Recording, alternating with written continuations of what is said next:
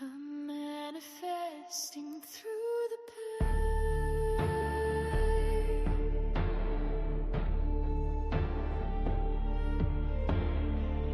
I reach for you like a fading ghost, like a vapor of smoke. You look back but didn't see me. One day you'll notice something missing, and you'll turn to look for me, and I'll be gone. Just a memory, a fleeting memory, forever chasing me like a haunted cemetery. Forever you'll be missing me. I'm manifesting through the pain, like a whisper lost in the rain. In the night I'd fading like a ghost train. You have only yourself to blame. An empty carriage, a carnival of pain, with ghosts standing in the rain. My memory, your pain.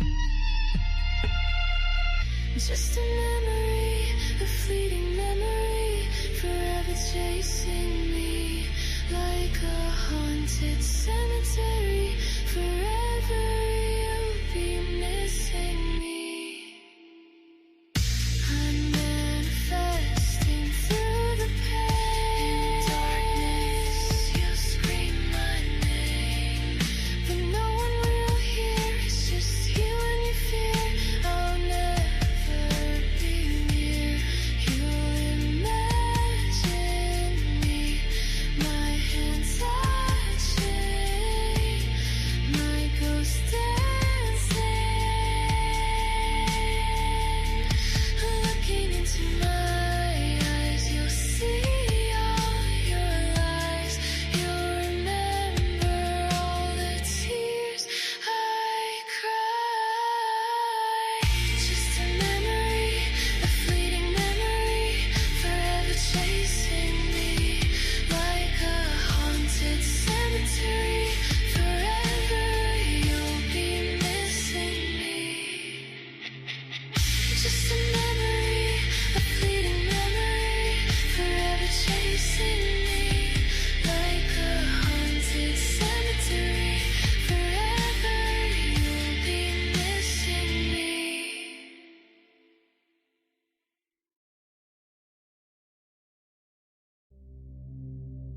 Yeah, though I walk through the valley of the shadow of death, a good shepherd is he, the one that guides me. Though in darkness I find myself alone, I lack nothing, for my God above me his throne. All his love he has shown. Though in darkness I walk alone, in a world so cold, this is my life, above me his throne.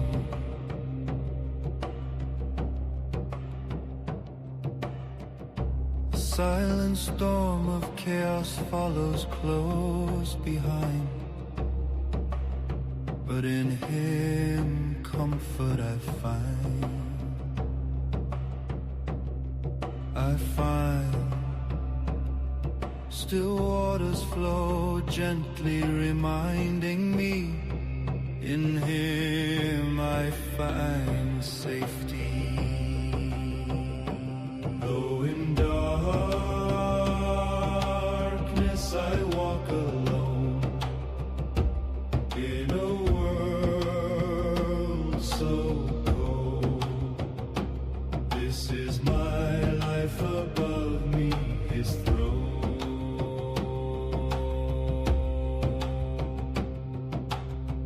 don't walk alone no matter where I go. On the highest mountain or the back alleyways, the Lord with me, He stays. He restores my soul, renewed, unbroken, His righteousness spoken. Though in darkness I walk alone, in a world so cold, this is my life above me, His throne.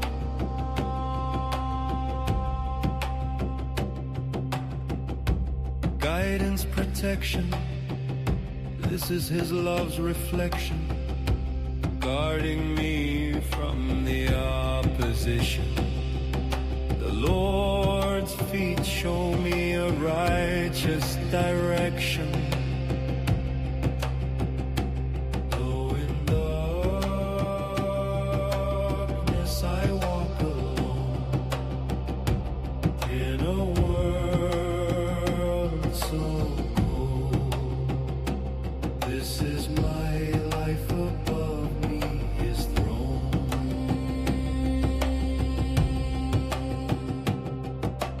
Overflowing blessings, anointed with oil, the Lord protects my soul from eternal turmoil. My cup overflows, His mercy He shows, abundance He sows. Though in darkness I walk alone, in a world so cold, this is my life above me, His throne.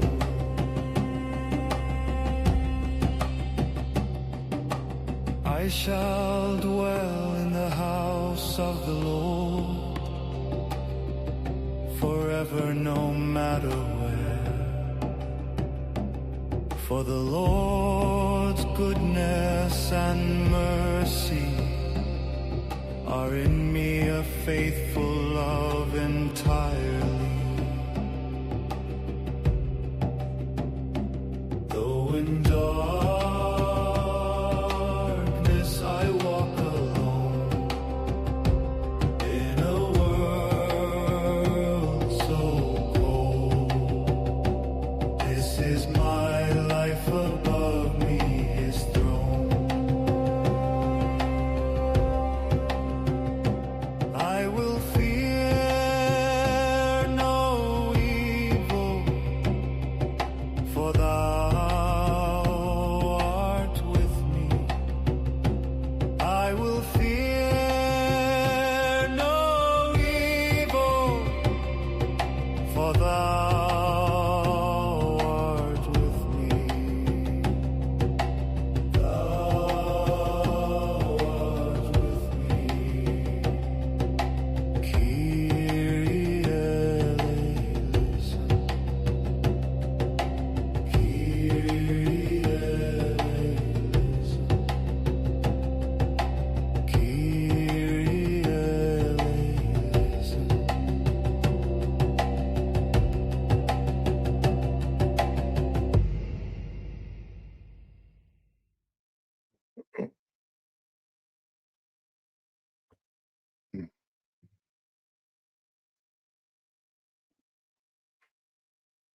Sorry about that, folks. We had to start the stream over because that stream was just me basically having to lay down the law again and say what's going to happen and what has to happen and what has happened and what's been done.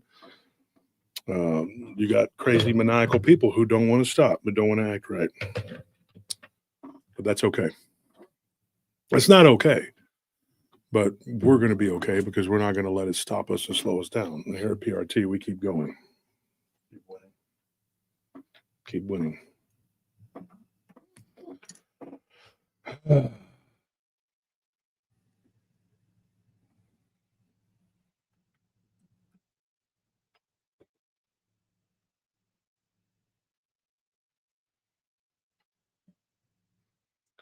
Jetzel says I need to stay well for Nelly. She needs to stay well for me. She's not in good health, folks. These people are lying, going around saying that she's not uh, hurt, or not hurt, but that she's not ill. I wouldn't call it ill. We don't call it sickness. It's a tumor, and she's got an aneurysm. We're doing the best we can. Nothing stops these people. Our dog dies. They make fun of it. My wife is ill. They make fun of it. That's evil. It's plain and simple. No compassion, no empathy. This evil. Yes, Madeline. She says, despite the attacks, PRT has still managed to put out a ton of great content. We still do. Have they hurt us? Yeah, they've hurt us. We'd be lying if we said they hadn't. They've hurt us. They've hurt our growth. They've done horrible things. They've turned people against us. They've turned our friends against each other. And I mean, it's horrible what they've done. I mean, there was a guy that started it all, but look at all the people that joined in with him. I mean, there's not a ton of them, but there's a small group of them, and they are ridiculous. But that's what we talked about on the last live stream, earlier tonight. We had to address it because of what happened with Daryl Denton and Barton. So, but we're here. We're moving on. So let's go ahead and get started here. We got 181 people. Maybe some will come in. Maybe they won't. Maybe, we won't have the numbers we usually do, and it's no big deal. I don't care. We're still going to do what we got to do.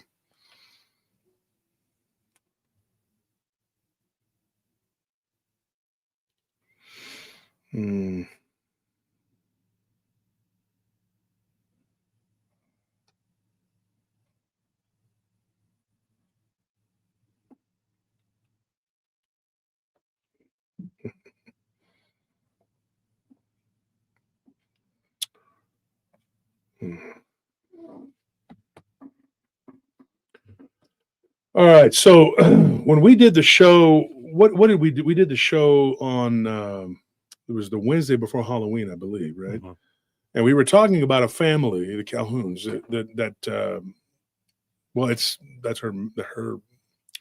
that's his mother's. That's on his mother's side. That's Johnny on his mother's side's family. But he ended up with the ranch because if you go back and listen to the Wednesday show, you'll know what's going on. He ended up at that ranch because his mother, Bonnie, was the one child that came back. Agnes, his aunt, she went on to marry some other guy and lived somewhere else in California and eventually Arizona. His two uncles ended up, one of them died in Vietnam and the other one went away and ended up in Seattle, but he fell on hard times, doing drugs and drinking and things. Just it got bad. And so he ended up taking over this ranch at that point, which it was a big place. It was almost 300 acres at that point. It's considerably smaller now. They partitioned it off and sold part of it, sold some of it to the county, I believe, and then they did something with it for water or something. I don't know exactly the whole thing. They kind of explained it to me, but I was trying to hit the paranormal points, not just the. And then we talked about all kinds of things, but him and his wife, Melanie was the one to reach out to me. Now, Johnny, this is his family's ranch, but he inherited it through his mother. Okay. And they went through all kinds of stuff. What was crazy about it was like, a lot of times it goes through your dad, the dad will be the one that, but the Bonnie's brothers were like, one of them wanted nothing to do with it. He left. That was David. And then Daniel, the older brother, Danny was the younger brother, I believe. David was the one that died in Vietnam, and Danny was the one that went away, and he became addicted to drugs and whatever. And he passed away not too long ago. But her uncles,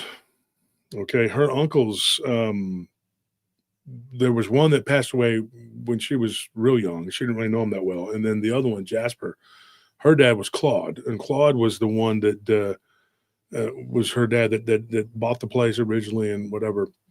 And Bonnie's now in her 70s, but her dad passed away a while back.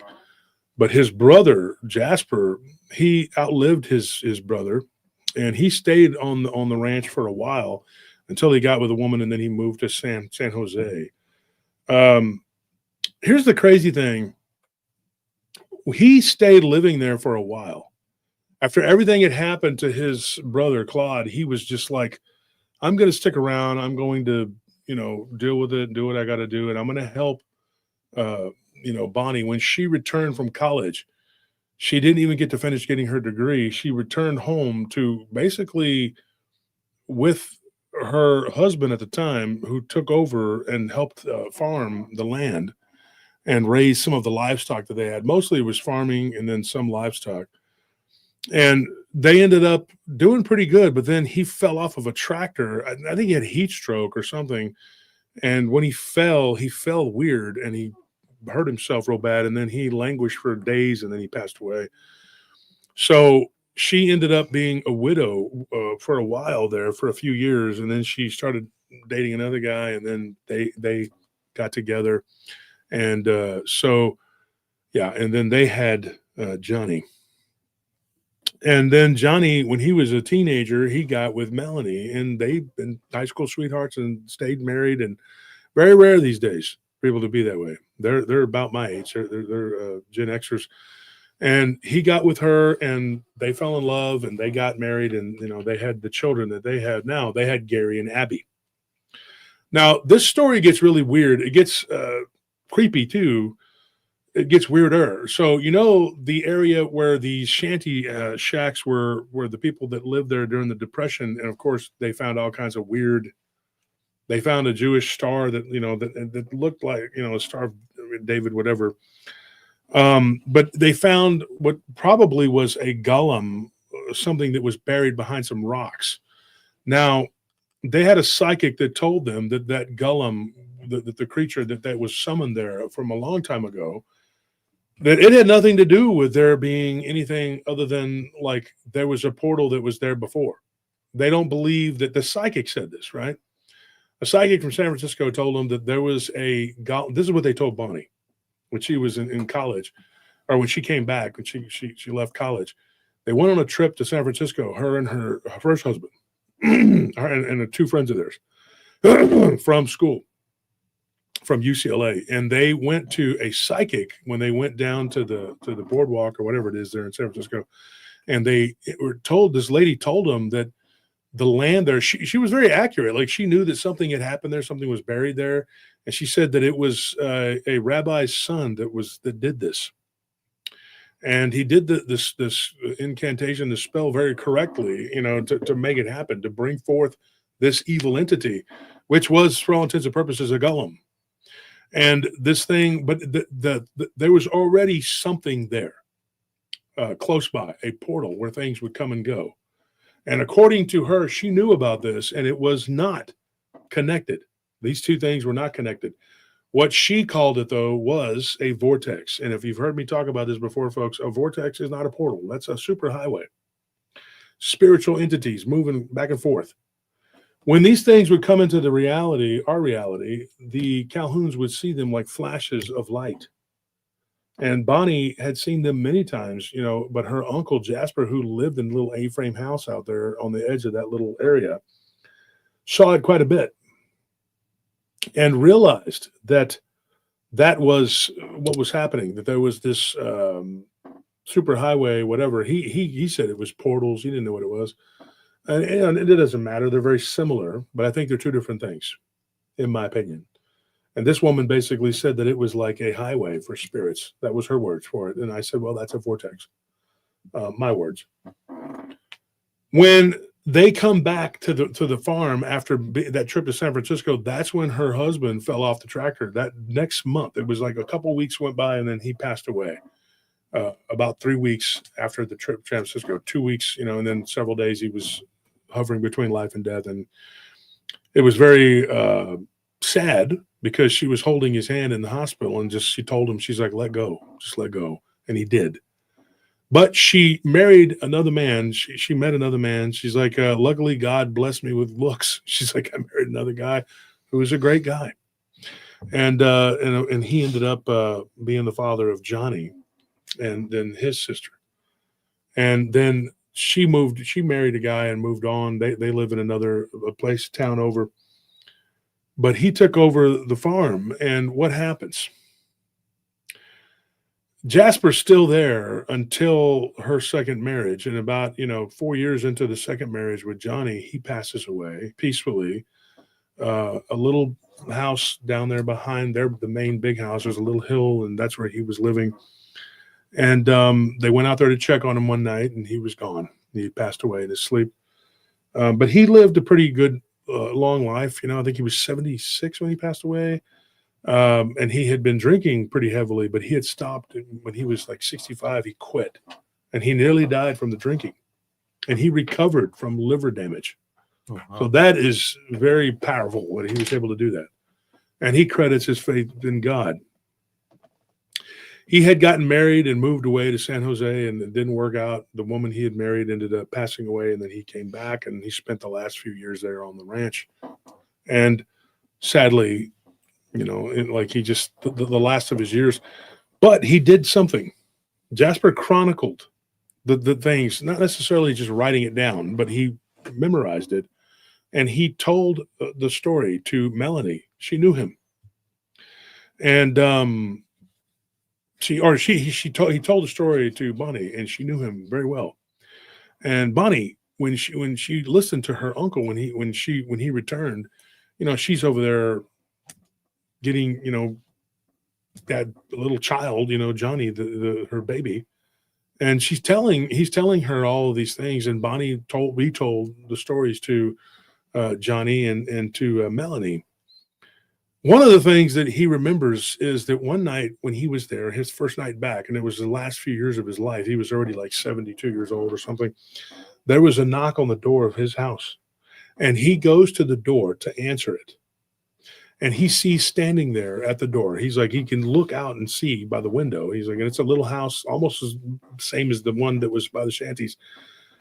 And he looks and he sees this, what looks like a vapor. His words to Bonnie was, it was like a vaporous, smoky looking thing. It was daylight. It was in the evening, and he could see it, and he could kind of make out a head. And the way that he described the head was, it had like horns on its head, but it just looked like a horned creature, but with like the way he described it was like a vaporous spinal cord that was hovering there in front of the door.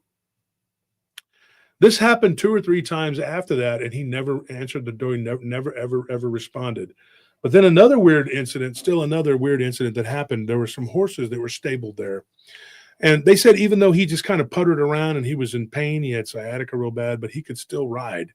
And every other day he would go out there, not every day, but every other day, at least 3 times a week, he would get on the horse and he would take his horse out and he would go for a ride out there. And he had this horse, and he was very, and the horse's name was Chuckles. They said Chuckles and him were very close, and he had this horse for years, and the horse was getting up there in age. He said, but as soon as he passed, the horse passed. It was like the horse was waiting for him to pass away. And the one thing he did do was come out there periodically to check on his horse, and so him and the horse would go out there, and there was this one tree that he liked to go, and he would sit underneath it and he would read. He was very peaceful in his old age. He was just not a hellraiser anymore, not interested in drinking and doing all these things. He just wanted to live a peaceful life. But he kept telling her, he says, at some point, you're going to have to move your family off of this land. He predicted something very weird. He had never met Gary. Gary was born. He was already gone.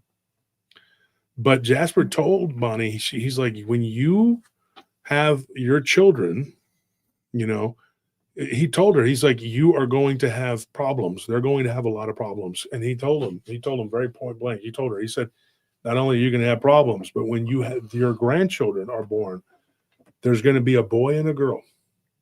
He predicted this. He said, you're going to have a boy and a girl, and then your son is going to have a boy and a girl. Your daughter's going to have one child. And he predicted this too. And he said, and that child will die young. And it was, but not young, but he died in his 20s.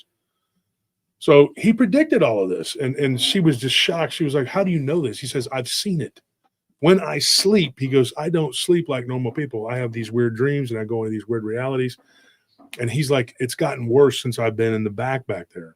He said he never wanted to be in the back of the house because he said that's where a lot of things would happen. But a lot of things were happening up by the shanties too, and they kept telling him, like maybe you should get away from there. He was not interested and living his life by other people's rules. So he says, you know what? I'm going to do me. I'm going to stay over here. I'm not going to live my life in fear. And if these people want to mess with me, these beings want to mess with me, so be it. I'm not going to run from them. When Bonnie's first son was born, that he was 4, it was, I guess, Johnny was 4.5, going on 5 when he passed away. So he didn't really know Jasper that well. He didn't get to meet him that well. He didn't get to really know him that well. And Bonnie was looking like at one point that she was not going to have children. She had decided that the doctor had told her, hey, it's going to be very dangerous for you to have children. She had this condition. And so she could have children, but there was no guarantee that she was going to be able to have children. And she had already had a miscarriage. And so she went to the doctor, and this doctor had said, maybe it's not going to happen. But then she had children a little later in life, but she wasn't that old. She was like 35. And so, or 32, I think she said. So she wasn't sure that it was going to happen, but it did. And so she thought, maybe I'm not going to, this isn't going to happen for me. When she was pregnant with Johnny, something happened to her. She got attacked by what she thought was a dog. She was in the backyard and she was raking leaves. And she said, I would have done it. She goes, but my husband at the time, it was away and he was working near the coast. And he had a job that he required him to do that. And she said that there was nobody there.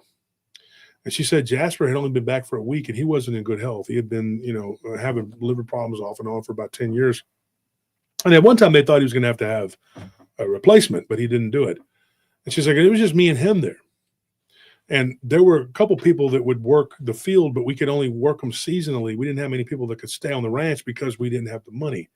And we had hundreds of acres to farm at that time that we were leasing by the neighbors. And there was like several hundred acres, and they were, but they had people that they would do it, and then they would leave, and then they would come and, so we had all this equipment and everything, but our money was all tied up. So I didn't have anybody to like rake leaves. She goes, and the leaves were piled up in one side of the house. And so she goes, I decided to go out there and get a little exercise, even though I was pregnant. And this is what happened. She goes to this big pile of leaves. And can you imagine this? She starts raking the leaves, thinking everything is just normal, right? And she hears this growl. She gets the leaves pulled away and she sees this black fur. And she's like, oh my gosh, what is that? There's something under the leaves. That's why there's a big, huge pile there that wasn't there the day before. Because then it hit her. She was like, these leaves look like they've multiplied over the last few days. This isn't a big pile of leaves. This is something inside of the leaves. What she beheld underneath that pile looked like a giant chow. Like, this is the way she described it. She told Melanie and Johnny that it looked like a big chow dog mixed with like a German Shepherd or a wolf, because the hair was real poofed out. That was her words. And that it looked like it was a menacing looking creature. And when it was like had its back turned to her, and it looked like it was moving around weird, like it was playing. But then when it turned around, she said it was the size of a small horse. Like it was laying down. And when it stood up, it was almost to her shoulders. She's 5'8". So that's a big dog. Yeah. I don't know what kind of dog that is. And she said this thing lunged at her and knocked her backwards, but didn't hit her like with its mouth, like how you would expect a dog to go and attack. And she didn't say it stood up. She said it looked like it was trying to stand up on its hind legs. And Jasper came around the side of the house when this was going on. He heard the commotion and was already going out there to talk to her.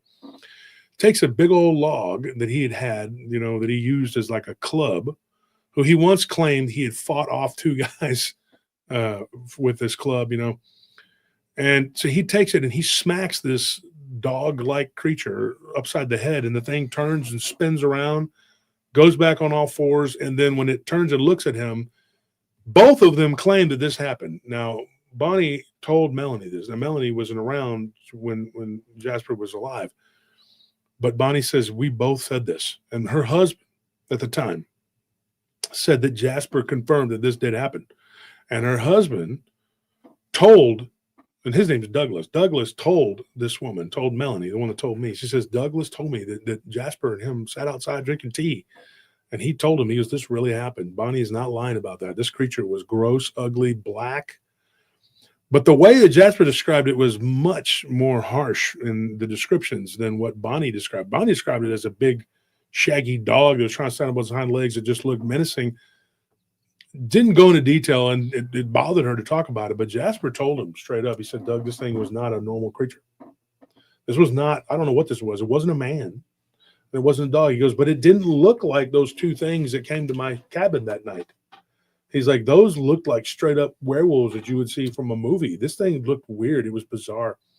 And it didn't have really like hands or arms. It just had big oversized paws. And this is what he told Doug. He said, Doug, if I had to tell you, and now, like I said, this is Bonnie's husband. He said, Doug, if I had to tell you, he says, I've seen a lot of things in my years of life, my 70 years here. He goes, but I'd say this thing was like a dog mixed with a bear. He said, it looked like something prehistoric. He's like, I can't tell you anything other than that. And when I hit it, like Bonnie had said, it was trying to stand up on its hind legs. He goes, I thought it was trying to lunge because it definitely looked like a four-legged animal. It spun, turned, growled, and then it just ran. It just took off, and it ran around the other side of the house. Unfortunately for Jasper, he felt like it was going around the side of the house and maybe going to show up where he was staying. And he was just like, great, now it's going back there to that little shack back there. But nothing ever came of it. He never saw anything. And then, of course, he had that knock at the door with that vaporous looking thing with horns. He said that the way the horns looked on that shadow, well, he didn't call it a shadow, call it a vaporous being, but that it had these sort of like horns that looked like they were made out of the same smoke, but you could see the head, right? And he described this thing as being abnormally large, like a black cloud. And it wouldn't be the last time he saw it, but he never let it in. He said, and if it was knocking on the door, and a smart man, he says, then it probably needed permission. I didn't let it in. And so he started to see the flashes of light. He could see into the house, and then there was these windows that were open all the time, and then you could see them all the way through that window, across the living room, one of the living rooms, and into the other windows, and he could see through the windows. And he said one day he was sitting there with his window curtain open. He usually kept it closed. And he said, I was sitting there with my window curtain open. And he's like, and I'm reading a book that he liked to read. And he's like, and I have my horse with me.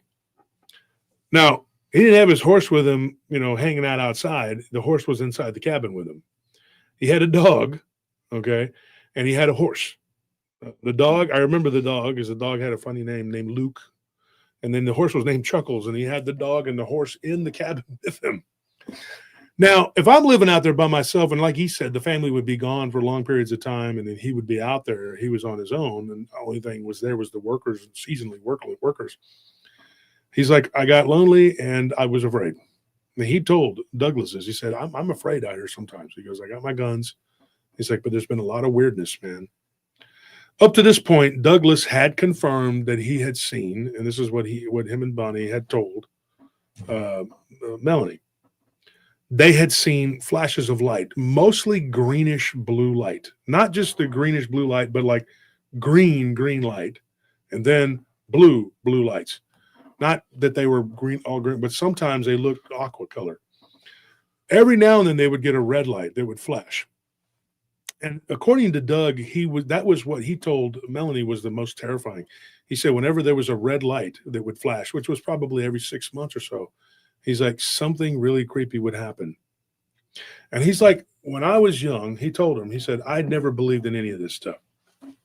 Doug grew up not far from there, and he always had a thing for Bonnie, but she had gone away to college and met this guy. And when he came back, he accepted that she was married. And he's like, I never stopped loving her and wanting her, but she was with that other guy, and I was with another woman. He's like, and then his woman ended up cheating on him, and then, her husband passed away. And he said, and I actually befriended her husband. We were friends. He's like, but I just never stopped caring about her, but I just didn't come around much because it was, it hurt me to sit there and watch her be with this other guy. And he said, nothing wrong with the guy. He wasn't a bad guy. He just was, he wanted her. And he can't help his feelings. So eventually he came calling and they got together. And honestly, it was weird because Bonnie told Melanie, she's like, I was never in love with, I'm not going to say the first guy's name, but she said, I was never in love with him. I really wasn't. She goes, it was like a college thing. And he just came and I needed somebody to be there at the ranch. She's like, and I did have feelings for Doug, but he had already remarried, or he had married somebody, and so had I. But fate is weird how things like that happen. And she said, once we were together, she's like, I felt like, and Doug felt like we had met our true love. We were truly, she's like, no disrespect to anyone else. She goes, but I knew that it was meant to be. and he worked hard. And in the first few years of his life, he worked really hard. His dad had a shipping business in San Francisco, and he would travel quite a bit to go to San Francisco, which was like hours away to work. And then he would come back, and then he would go back, and he would work. And so he ran the business, and he eventually liquidated it, sold it, and took everything and brought it back and put it into the farm. And his mother, who he grew up with, not too far away from there, she would often tell him. Now, she was a divorcee, and she ended up with this other guy because his dad was, and the reason he was taking care of the business way was because his dad drank a lot, and he was abusive to his mom. This was Doug. And Doug said, my mother always warned me about this property. He said, growing up, I would go to talk to Bonnie when we were young. He's like, but stupidly, I could never confess my love to her because it always seemed like she was preoccupied with something.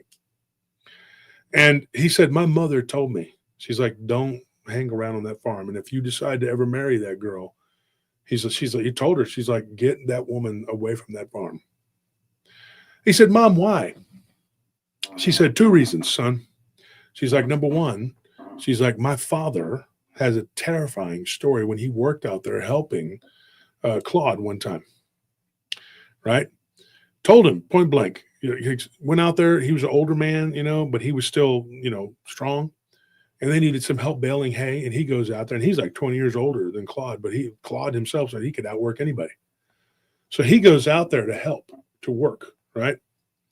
And of course, this is his grandfather. This is Doug's grandfather. This would have been the man that married Bonnie. And Melanie told me, she said, look, Bonnie, her husband, he's gone now, but he was a very hard worker. And his grandfather was no different, but his dad was a slacker. And his dad lived off of the hard work of his father. She's like, but Doug took after his grandfather, and Doug worked hard. But the grandfather said that he was out there baling hay one year. He's like, and we were just throwing the hay, just moving along, whatever. And they're throwing it in the back of a truck. There were several people helping, doing all this stuff. And he goes, and the one we were taking and throwing it, we were just taking it to the barn to go give it to the horses. So we were moving the truck to take that little load or whatever. And there was a big trailer, and everybody was filling it up. He's like, and when we get to the barn, he's like, there was this thing there. For years, he would never tell Doug's mother and her brother exactly what it was, or her brothers. All he said was it just looked like a big reddish-haired creature. And it was literally on inside the stall harassing one of the horses, and the horse was kicking at it, and this thing was trying to like fight with the horse, maybe attack it, maybe eat it. He didn't know what it was trying to do. He screamed because he was the first one in, and 2 of the other workers came in. One of them only spoke Spanish and started freaking out. And one of them had a pistol, and he drew it. And he walked up to that stable, and then the horse stopped and was standing there. The horse was covered in sweat and blood. And whatever this thing was had dug down behind the stall, and they knew it was there. And they all got the courage up. He goes, I had a pitchfork, and we were going to jump it. We get up over the top of the stall. There's nothing there. Then we hear footfall, and we turn around, and there's this big reddish creature. Kind of the way they described it kind of sounds like a Bigfoot, like it ran out the back of the stable, left visible footprints that looked like human footprints, not like an ape, more like a human. But the face was horrible. It had this weird muzzle with these big jaggedy looking teeth and these fangs, and it looked like some kind of abomination, like some kind of demon, but covered in fur. And it was very, very like fat. It had like a big belly, and it was big, broad shouldered. It was just a weird looking creature. And the arms and legs were kind of skinny, which was weird, just the way they described it, right? And so her dad told her, she says, man, I was out there at the Calhouns, and they had some weird stuff going on. Another night, he was out years before that. This was way back before the Calhouns took it over, before Claude had the ranch. And he was out on a date. I'm talking like this would have been a long time ago, man. And, if you're doing the timeline, you're going back, Bonnie's parents, they were, this was like way back. They had survived a lot of hardship, a lot of struggle. They had lived very rough lives, and her grandparents had survived very rough, lives. And this would have been the grandparents, like 2 years before her grandparents had taken that land. He was out and he was riding a horse. He was on horseback with a female companion of his. He was courting at that time. Not her mother. It was another woman that he had loved or whatever, and she passed away. But he was riding a horse with her. And when they got near that land, he said that a green ball of light came bouncing around. They called it will-o'-the-wisps, right? And that it came from the bottom hill by the creek. There's like a little pond that the creek feeds into. And it was bobbing around, and then almost like it sought them out. It just started going really fast and getting bigger and bigger and going toward them. And his horse reared up, and it freaked, and it took off running. And this ball of light chased them for like 2 miles. And the horse was exhausted. And when he turned around, he looked and he saw the ball of light was gone. And there was this big furry thing it was dark. And he said, I could not make out what it was. It was not the orangey, reddish haired creature that I had seen before. Whatever this was, he did not know what it was. And it just looked like a big monster. He couldn't say what it was exactly. He was just like, just what it looked like. So he told her, he says, stay away from that land. Stay away from there. And so she told her son, and her husband went out there and helped Claude work a couple times. He poo-pooed it. He said, I never had nothing happen out there at the ranch. I never saw anything.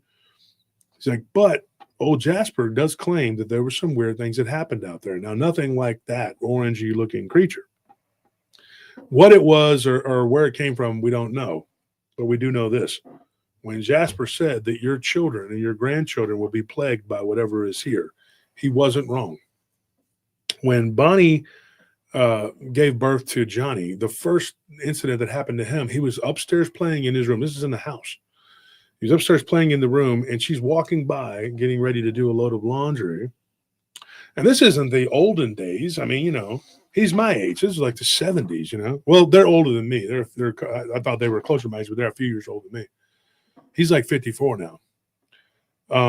He's 54. She's 52. So she's walking by, got a load of laundry, and she hears him babbling and talking. Now, he's a little child. This was 2 years after Jasper had passed away. 2 years before he passed away. So he was like a little baby, like a 2-year-old, right? And he was talking to somebody, and she was like, who is he talking to? She goes and she looks in the room, and he's just like sitting there, and he's got these little building blocks, and he's playing with them.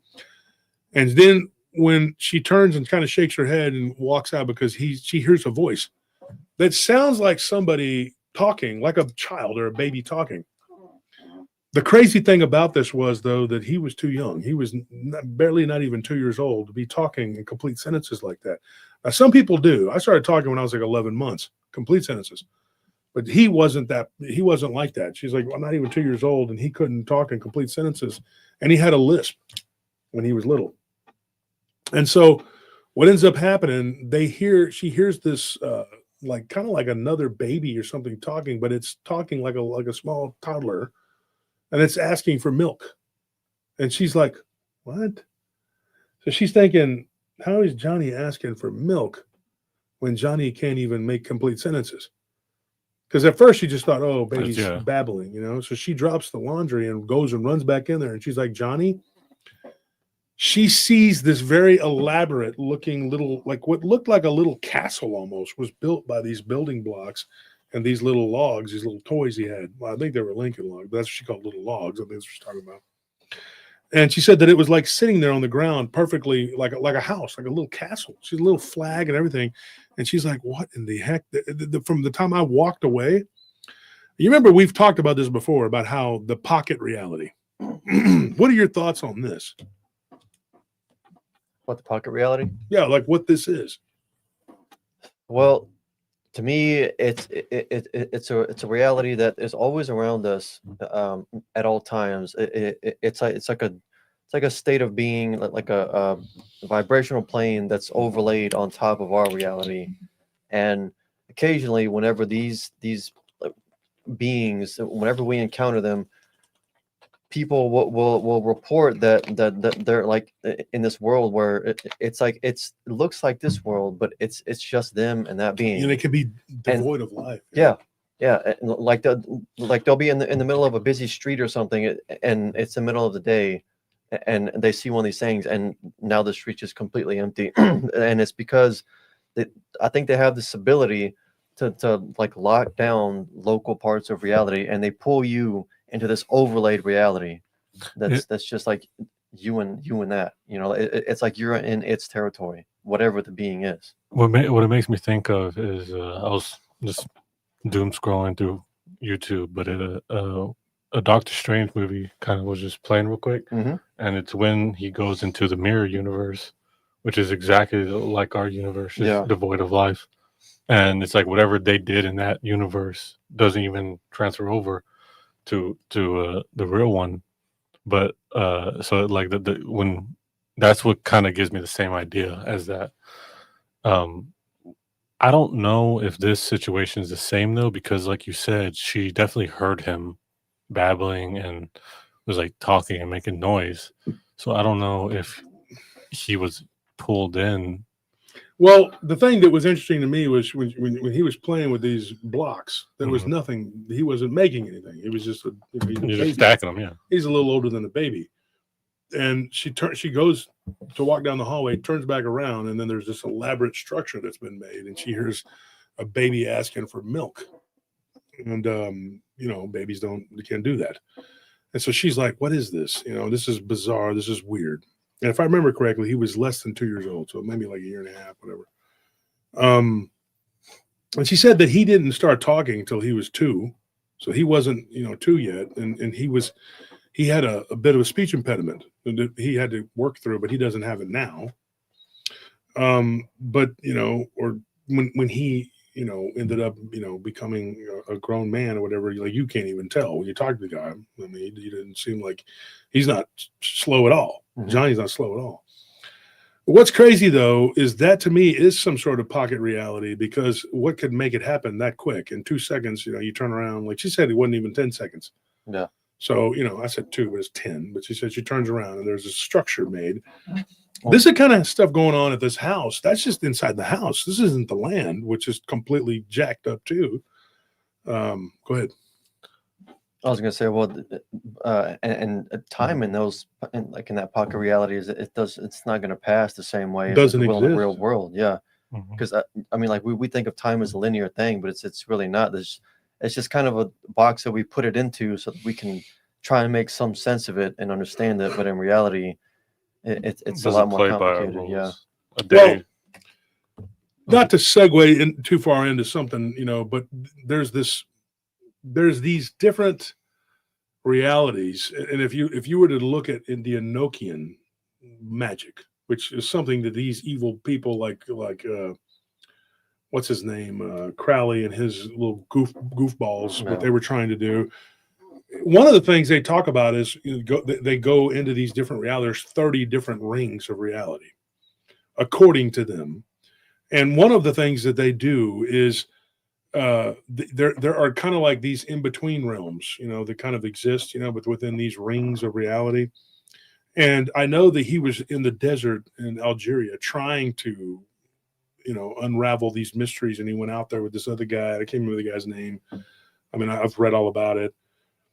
But they were trying to open up these realities. And one of the things that can happen when you're trying to go into these alternate realities is that you can go crazy. Well, of course, your mind unravels and it comes apart from your like the soul is completely taken out of this reality, and you're just a shell. And of course your mind is not going to work. It's not going to be, you're not going to live in this reality. Your body's here and there may be a remnants of you, but you're gone. And so it's kind of like that, but these beings though, they exist in these alternate realities. And they move, they come and go, and they go into our reality, they go back into theirs, and then they go into other realities.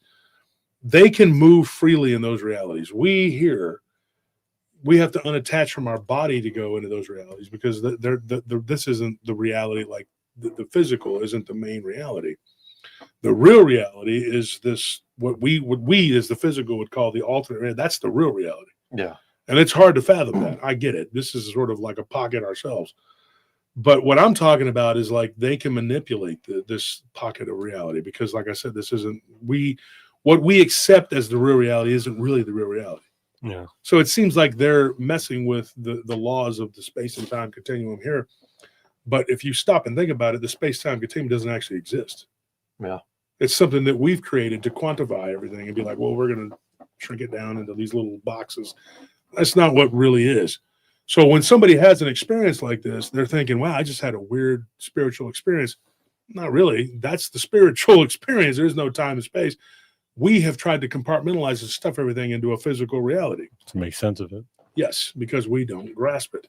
So then it gets kind of convoluted. And but I think that this place is one of those places where Hernandez Ranch, Skinwalker Ranch, all these places that have these weird, and can you imagine now, just here in the Central Texas, you have all these places like Avery Ranch, Tyner Ranch, were broken down, thousands of acres of land, and turned into these big old places where people live.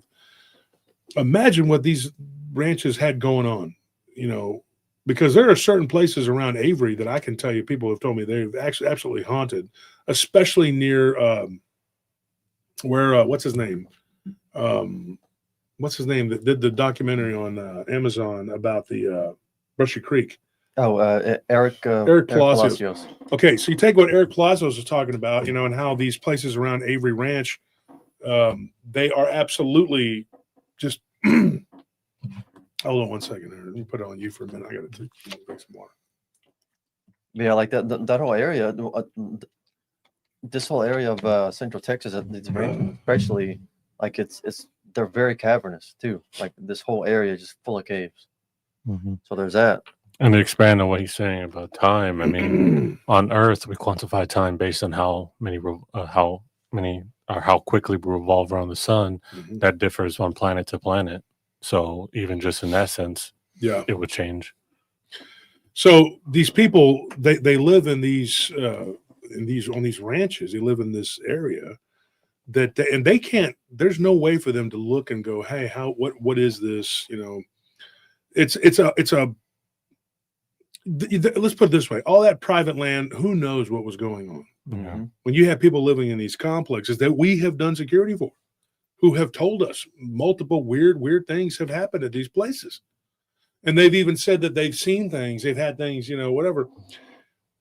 And you both know, I'm not going to say the name of them, but there's one complex that we do security for that has had more than its share of weird stuff, weird complaints all the time of noises and things that they see. Where you go about two miles down the road, that complex, we've never had one weird thing happen. Mm-hmm. It just seems like kind of like a paranormal dead zone. But the other place is full of it. It's a hotbed. And that used to be part of the Avery Ranch. Now, imagine all these private ranches. How many of them have had these kind of things happen? This ranch here probably is just one of 100 in the state of California that have hot activity. And probably one of 1,000 in the Pacific Northwest, and one of 10,000 in the country that just got all kinds of weird stuff that happens. There was one in Florida not too long ago that I was being told about. I'm going to do something about that, where they saw these Bigfoot-like creatures and they saw a lot of UFO activity, but they also had ghosts in these houses in this place. And it was one of these big cattle barons that had this, land there. And they had weird stuff happen, like, of course, it's Florida, so they're going to have alligators, but they ended up with these alligators that were, to them, it was kind of like they were really too far inland, but these alligators appeared out of nowhere. Like one day they were there, the next day they weren't, and then the next day they were gone. Like they were there, they were gone, and they were back. And what was weird is like they found like 3 of them like ripped apart, like something had eaten them. And that the predators there's nothing that should have been able to pull them out of that water and do that to them. And the footprints were weird, like these 3-toed weird looking footprints. And these things were eating the cows. They were eating these gators, which if I didn't know any better, the way the story sounded was like these things put those gators there to let them come back and eat them. I mean, I'm not even joking. Like something brought them, threw them into that pond or tank, and then came back and ate them. Yeah. It sounds crazy. But when you talk to the Skinwalker Ranch, and I had the opportunity to interview Thomas Winterton with him when I was helping Blondes and Booze grow their channel. And we talked about all this weird stuff that was going on at Skinwalker Ranch, and I've corresponded with a couple of different people, and it's you get these stories, these weird, I don't know what the hell's going on over there, but it happens. Like now, the phenomena at the Hernandez Ranch wasn't all. There wasn't a whole bunch of there was a little bit, but it wasn't like that. It wasn't like they were seeing ghosts and Bigfoot and all this other stuff. Yes, there was some weird lights, and they told us that there were some weird lights. Of course, what's his name? Jerry claimed to have seen a UFO when he was a kid. Like he saw 3 UFOs. They thought it was like one ball of light, and they came apart, and then they did this weird thing.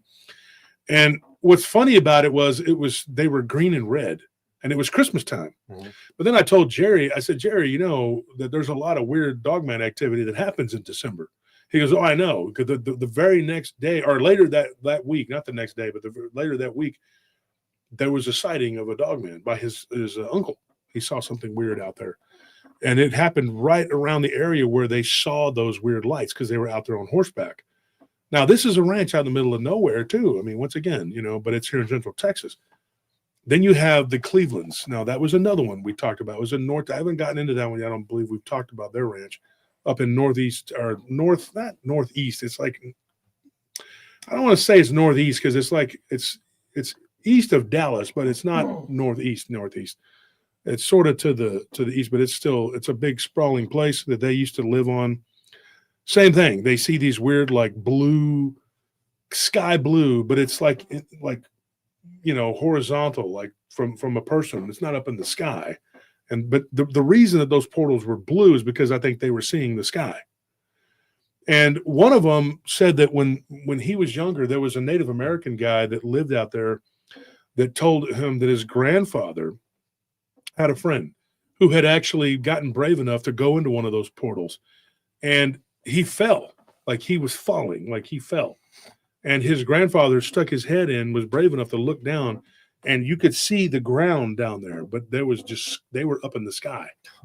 And this brave, well, not just brave man, but an Indian brave, was, brave enough or stupid enough to jump through it. And then his grandfather looked and watched his friend falling to his death, and then backed up and was like so scared he laid down on the ground and was like, I'm not, terrified, because that is you don't know what you're going to get jumping in one of those portals, and then he's in some alternate reality falling to his death. Even weirder still, about 50 years later, his grandfather, who is now like a 70-year-old man, finds a skeleton with the same clothing and everything that his friend was wearing. Oh, wow. Yeah. So when you do that, and now that was Jacob Cleveland that gave us that story, and he gave me permission to say his name, but when Jake told me, Jake, you call him Jakey, but Jakey told me that, Jakey said, look, he's like, I'm telling you right now, man. He goes, I'm a 58-year-old man. This was several months ago. And he said, look, man, I'm about to be 59.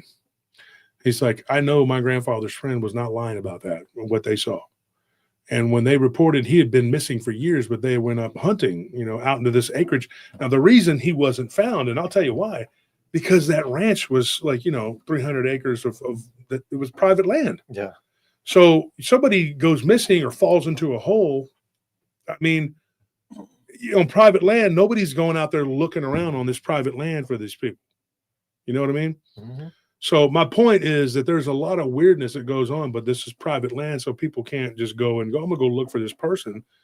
Well, the hell you are, because especially in Texas, you're going to get your ass shot off. Same thing that would happen if you went and tried to do it in Oklahoma or Arkansas or any of these other places. You might want to go out there and do whatever, but somebody's going to check you because this is a lot more wild country. And so when you start getting out into this area, it's like, I mean, you got to be real careful. You may want to go and explore, and you may want to go and find out what's happening in all these places, but you need to be very careful because somebody might just shoot you. I'm not even joking. And then you disappear. You'll just be another person that something happened to. Purple Post, look them up. So here's what ends up happening to these people. They're out in California. This is where we're talking about right now. Back to them. They had this weird thing that was happening. The child was talking. She said when he was about 6 years old, she heard him screaming hot, hot, hot and running from the stove. And she thought, and she already had her daughter at that time too. So Johnny's younger sister, she was like, I'm holding the baby, and I go over there, and Johnny's playing with the stove. I'm thinking, I'm fixing to spank this kid. She's like, and I go and I look, and I see this child standing there like with a pacifier, too small, too young to be Johnny, wearing a little baby blue shirt, and diapers, and just pointing at the stove. And he's like looking at me. She's like, I'm looking at him, and I'm like, what the heck? That's not my kid. It's like, then she turns and looks down the hallway because she hears Johnny coming, and she sees him, and then she turns back, the kid's gone. So when she questions Johnny, she tells John, she says, John, do you have a playmate? And he says, yeah, but he's still a baby. Right? So then Bonnie starts to remember. She's like, I remember when I was a kid, she's like, my little sister would see a little boy, a little child, and he would have a pacifier, and he would pull it out, but talk like a man. She never saw this. And her little brother, Daniel, saw it too. And she was just thinking, whoa, this is weird. She had all these other weird things happen. Like she had the weird angel thing that had knelt beside her bed and told her, fear not, the Lord is with you. And of course, we talked on the live stream on Monday 365 times that's in the Bible, right? Weird. In different ways. Jesus, everybody's, they're constantly saying, fear not, right? The angels are saying, fear not. This is what they said, right? She felt this overwhelming guilt because she went to UCLA and didn't quit praying, fell away from God, what she felt like she had done, which I guess she did. She goes back to the ranch, decides she's going to make things right and do, help the family, trying to keep it together, And she said it's a big ranch. It's not a massive ranch. It's not thousands of acres, but it's big. At this point, it was like, it was a few hundred acres. But she said that there was farmland that they had also leased right next door to the land next door and was farming it. So altogether, it's about 1,000 acres, that they were farming and then leasing, and then there was their land that they owned. And it was farm and ranch. They had cattle there. But she said that weird things started happening. The cattle started disappearing one summer. And she's like, first it was just a couple of cows, and then it was like pairs, mamas and calves. And then she said one of our bulls disappeared. The neighbor, several miles away, called her and says, hey, there's no brand on this bull, but your neighbor's neighbor who knows me says that they think this is one of your cows.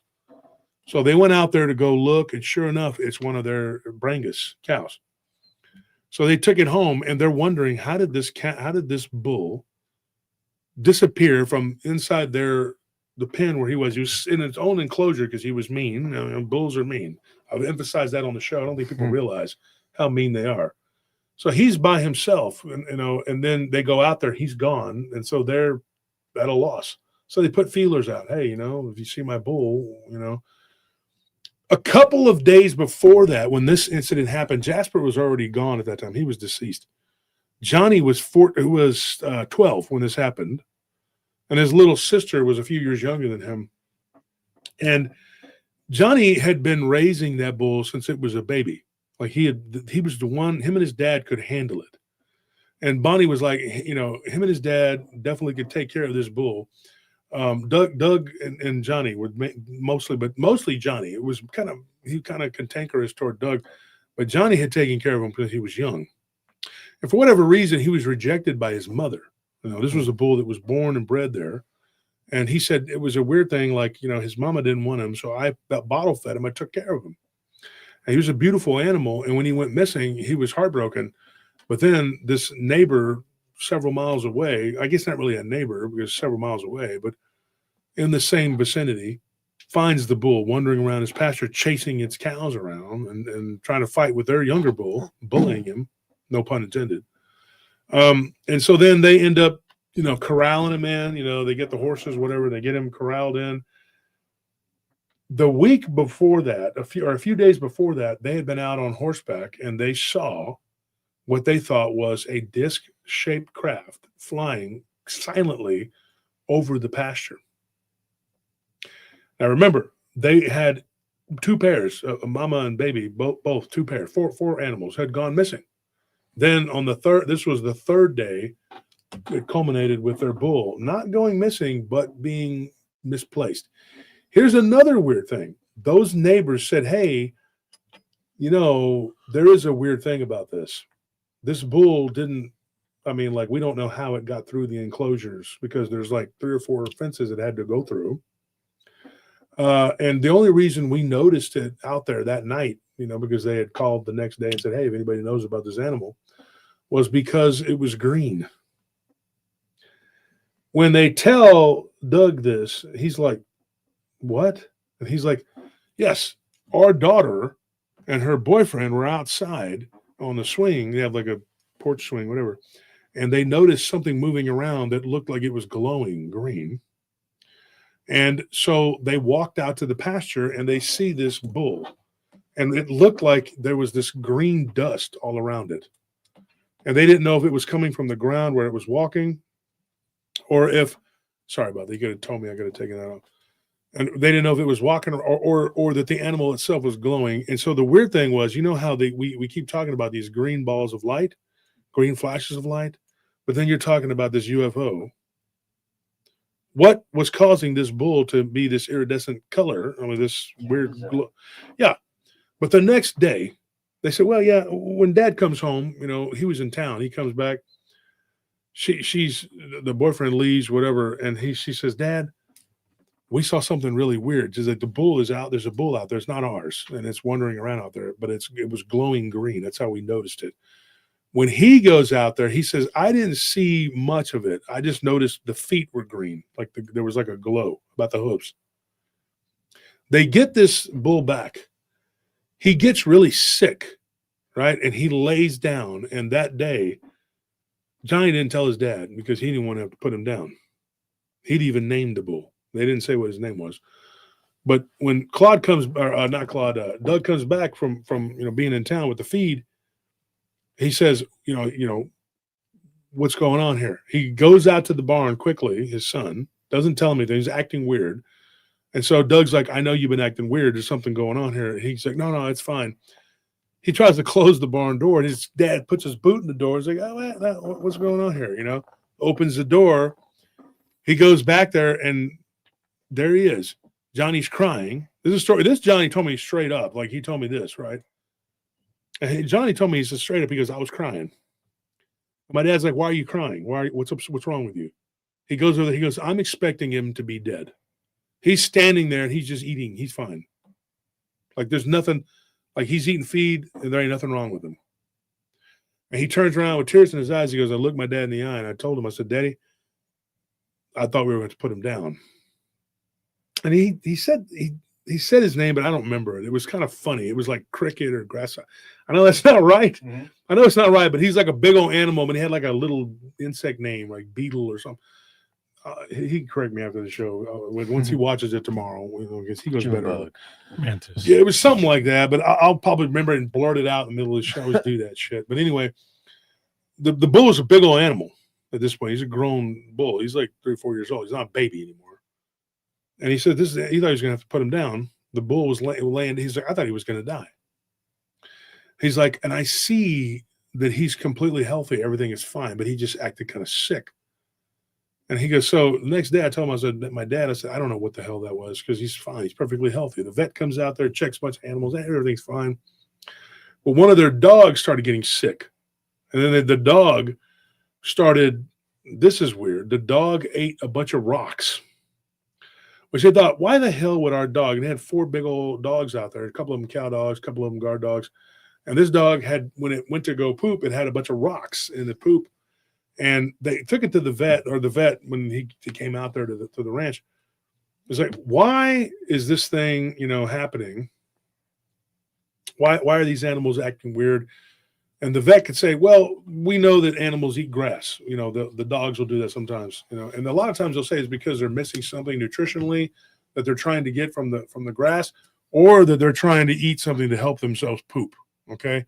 That's what the vets will tell you. Now, here's the other thing though, but this animal, there's no way it could have mistaken these rocks. Why is it? So they felt its stomach and they could feel the rocks. I said that the only reason that animal would have those rocks is if somebody forced the rocks into his mouth, his throat. So they had to have a surgery to get rid of the rocks. Now, of course, this is Doug's, he's not going to pay a bunch of money for this essentially work dog, so the dog passed away.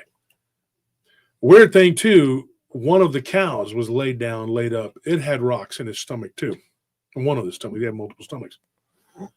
So what was taking these and making these animals, eat rocks? What was it? Why was it putting in their body? What could cause that? One of the calves they had was born too was weird. It was like two calves together. You could literally see like the legs coming out of the side of one of the calves. Like it was born with like there were two embryo, like two, yeah. Mm-hmm. Okay, so Like Siamese. Yeah, so something weird happened, and there was like a part of the head growing out the side of its neck. So obviously they had to put it down. But it was scary and freaky to them because both animals' heads were alive. But what was weird, though, what was even weirder about it was the same thing happened. When she was giving birth, there was like this green glow coming from the grass where the afterbirth was. So they're wondering if maybe these animals had been tampered with or messed with by something, and, maybe the animals, this is my opinion, my thoughts, if this was something alien that was done to these animals, possibly they may have eaten the rocks themselves because their brains were messed up. I'm just spitballing because I don't know what else could cause all of this weirdness, right? Another thing too, when Jasper was dying, he just passed away peacefully, but he wouldn't go to the hospital. They want to go, and he had organ failure, everything shut down, and cardiac arrest, and he died. 2 days before he died, he told Bonnie, he says, Bonnie, I'm going to be gone, I'm leaving, and she thought he was actually going to take off. She said, where are you going? He said, well, I'm going home. And then next day, she talked to him, gave him his food, and then the next day, the food was still there, and he was gone. Well, he had told her, be careful. Remember this on the last episode on Wednesday, last before Halloween, that live stream, I talked about this. Jasper told her, be careful for the gray ones, right? Mm-hmm. They're very insidious. He claimed to see these balls of light, green balls of light that were bouncing around in the sky. He also claimed to see disc-shaped craft later on in his life before he left for San Jose. Crazy thing is, he gets really drunk. He drank this moonshine he would make himself. They called it white lightning. That's what he called it. And he said it was a recipe he had from his family in Oklahoma when he was young. And he goes, I was drinking white lightning. So I'm not going to lie. I was intoxicated. He goes, but I got taken aboard a spaceship. This is what he told his brother Claude and and Bonnie's mother at dinner. And Claude puts his fork down. He's like, okay, Jasper, you're drunk. You're at my dinner table. We're not going to talk about this crazy we're not talking about spacecraft and green people and werewolves. All right. We're done talking about this crap that doesn't exist. And he looks at him and he goes, brother, why are you in such denial? He said something that Bonnie could never get her dad to confess. He said, it's here for us. We were kids. And so then Claude gets up, says, that's enough, throws his napkin down and grabs his brother, takes him outside, and they have a big argument. She said, years and years, I asked my dad, this is Bonnie. She's like, Dad, what is he talking about? What is this? She said, he's a drunk old man. He's just a fool. And she's like, well, he's my uncle, and I want to know. And he said, when we were children, something weird happened. Let him tell it. And he never told her about it. So she did. And the thing that happened, Jasper talked about, he did it in detail. And he told her, he said, you're going to have problems with these beings. And not only you're going to have problems, but your children's children are going to have problems. Like, this is going to be bad, right? So when she had little Johnny, when he was born, and then Johnny had Gary. Gary's younger, right? He's a young kid. He's in his mid-20s now, but he had a lot of weird stuff happen to him when he was little. Same thing. And not only that, but he had some sort of an attachment. We talked about this, the attachment, not on the show, but between us. And he had this weird thing that showed up that looked like a big, what did he call it? Like a demon, what was it? Like a orange creature. Like a demonic orangutan. Yeah. Yeah. Yeah. So like a little short muzzle or something. It's weird. Yeah. Weird creature. Mm-hmm. Yeah. And it did a lot of things I'm not going to get into. It did some weird stuff. And he thinks it was a female that was harassing him. And it wasn't unlike a succubus. But can you imagine? It's bad enough being attacked by something. But something that looks like a hairy, abominable snowman orangutan, whatever, you know. There was some weird stuff that went on, you know. And so Jasper told them this. But when they were kids, they were taken aboard a spacecraft, according to him, when they were children. They were real little and they were poor. And they were living out in this middle of nowhere in this dust ball shack. And he said, remember, we were outside playing, brother, and we were skipping rocks into the creek. And this little man came up, a little dude, described him like he was wearing like a suit, like it was silver, had a very bulbous head, and he was green. He was a green man. And there were two of them. One appeared out behind a tree, and the other one was sitting on a rock. And it asked them if they wanted to go for a ride. Now, he's 5 years old. His brother's like 7. He says, we want to go for a ride. And they did. He said, when I was fighting in the Japanese, he goes, I remember I got hit. And I had a concussion real bad, right? He said, I got hurt pretty bad. He said, and you remember, he's like, you were in Italy, you know, when that happened to you. And they both had these weird out-of-body experiences. But Bonnie said, my dad didn't want to talk about it. Claude didn't want to talk about it. But Jasper did. And Jasper told her when he had his weird out-of-body experience, one of the things he saw, he goes, I went back to that spaceship. And he goes, it was like time and space had faded away and I was dying. And these two little men, they were sitting at these little chairs, and they were kind of like elves, right? And they both spun around and they began talking in unison. And it looked like one of them kind of visibly got annoyed with the other one and was like, stop. Because he wanted to speak, right? And he said, listen, you're not going to die. He's like, how are you doing so far? And Jasper's sitting there going like, what the freaking F are you talking about? Well, how am I doing? I'm dying, dude. I'm dying. And the little man says, no, you're not. You just got knocked out of your body. He's like, we're above you right now. He says, take a look. And there was this little hatch that kind of opened up, but it was like a glass. They could see like a big, thick glass. And he kind of slid, like the room kind of like turned, and he slid down under that glass, and he looked down and he could see the battlefield. And he could see planes and things flying underneath, but they couldn't see him. And he's like, what is that? And he says, this is your battle. This is your war. And this little man tells him, he says, you're going to be fine. We're going to drop you back off. You're fine. You're going to be, you know, but you need to get back into your body. These are like little elf-like greenish skin, not like green. The way he described it to her, they were out shucking peas. And he says, they look like this. And he lifted up the hull, right? And she's like, Uncle Jasper, quit playing with me. And he's like, no, I'm not joking. So the same thing happened to Claude, but he tricked his brother into talking about it. They were out in the den. They had a couple shots, you know, got him some nice whiskey. And he said, she eavesdropped with her brother, David, which, you know, they shouldn't do, but kids are kids. And old Jasper says, Claude, tell me I'm not crazy, brother.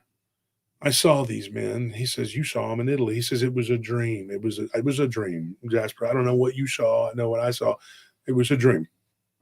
When I got hurt, they took me to the infirmary, and I ended up, you know, going back to the United States. He's like, and I had the weird dream again. And there were these little men. He goes, and so they were seeing these little men at different intervals in their lives, right?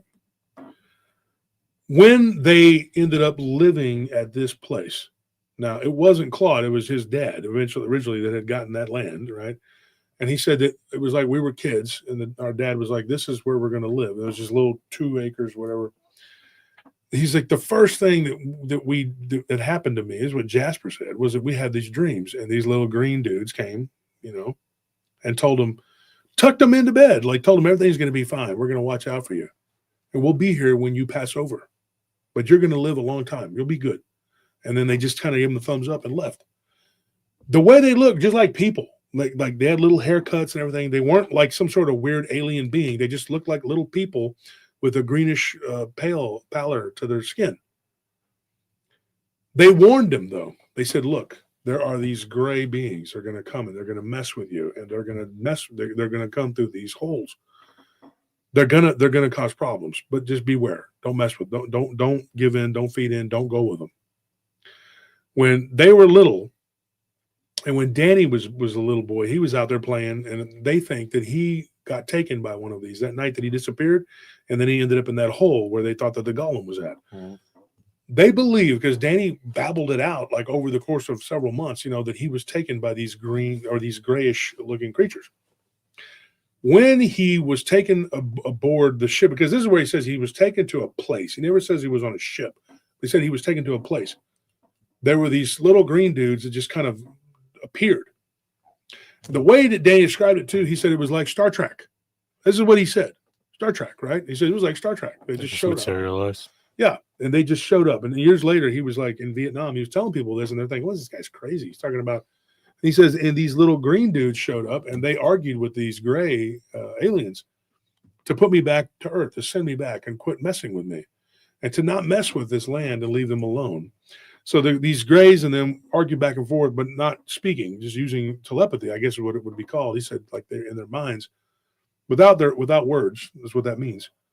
And they told him, they said, well, we'll stop. We won't mess with them, but we can't guarantee what will happen with these other beings. He said, well, that's not our problem. That's going to be something that's going to happen, but you cannot do this. I mean, you can stop doing this. What I think happened was these beings were just using that super highway, and that they literally were probably, this is what I believe, they were responsible for messing with those cows, messing with the dogs, messing with the animals, and taking these animals too. And the ones that disappeared never came back. Yeah.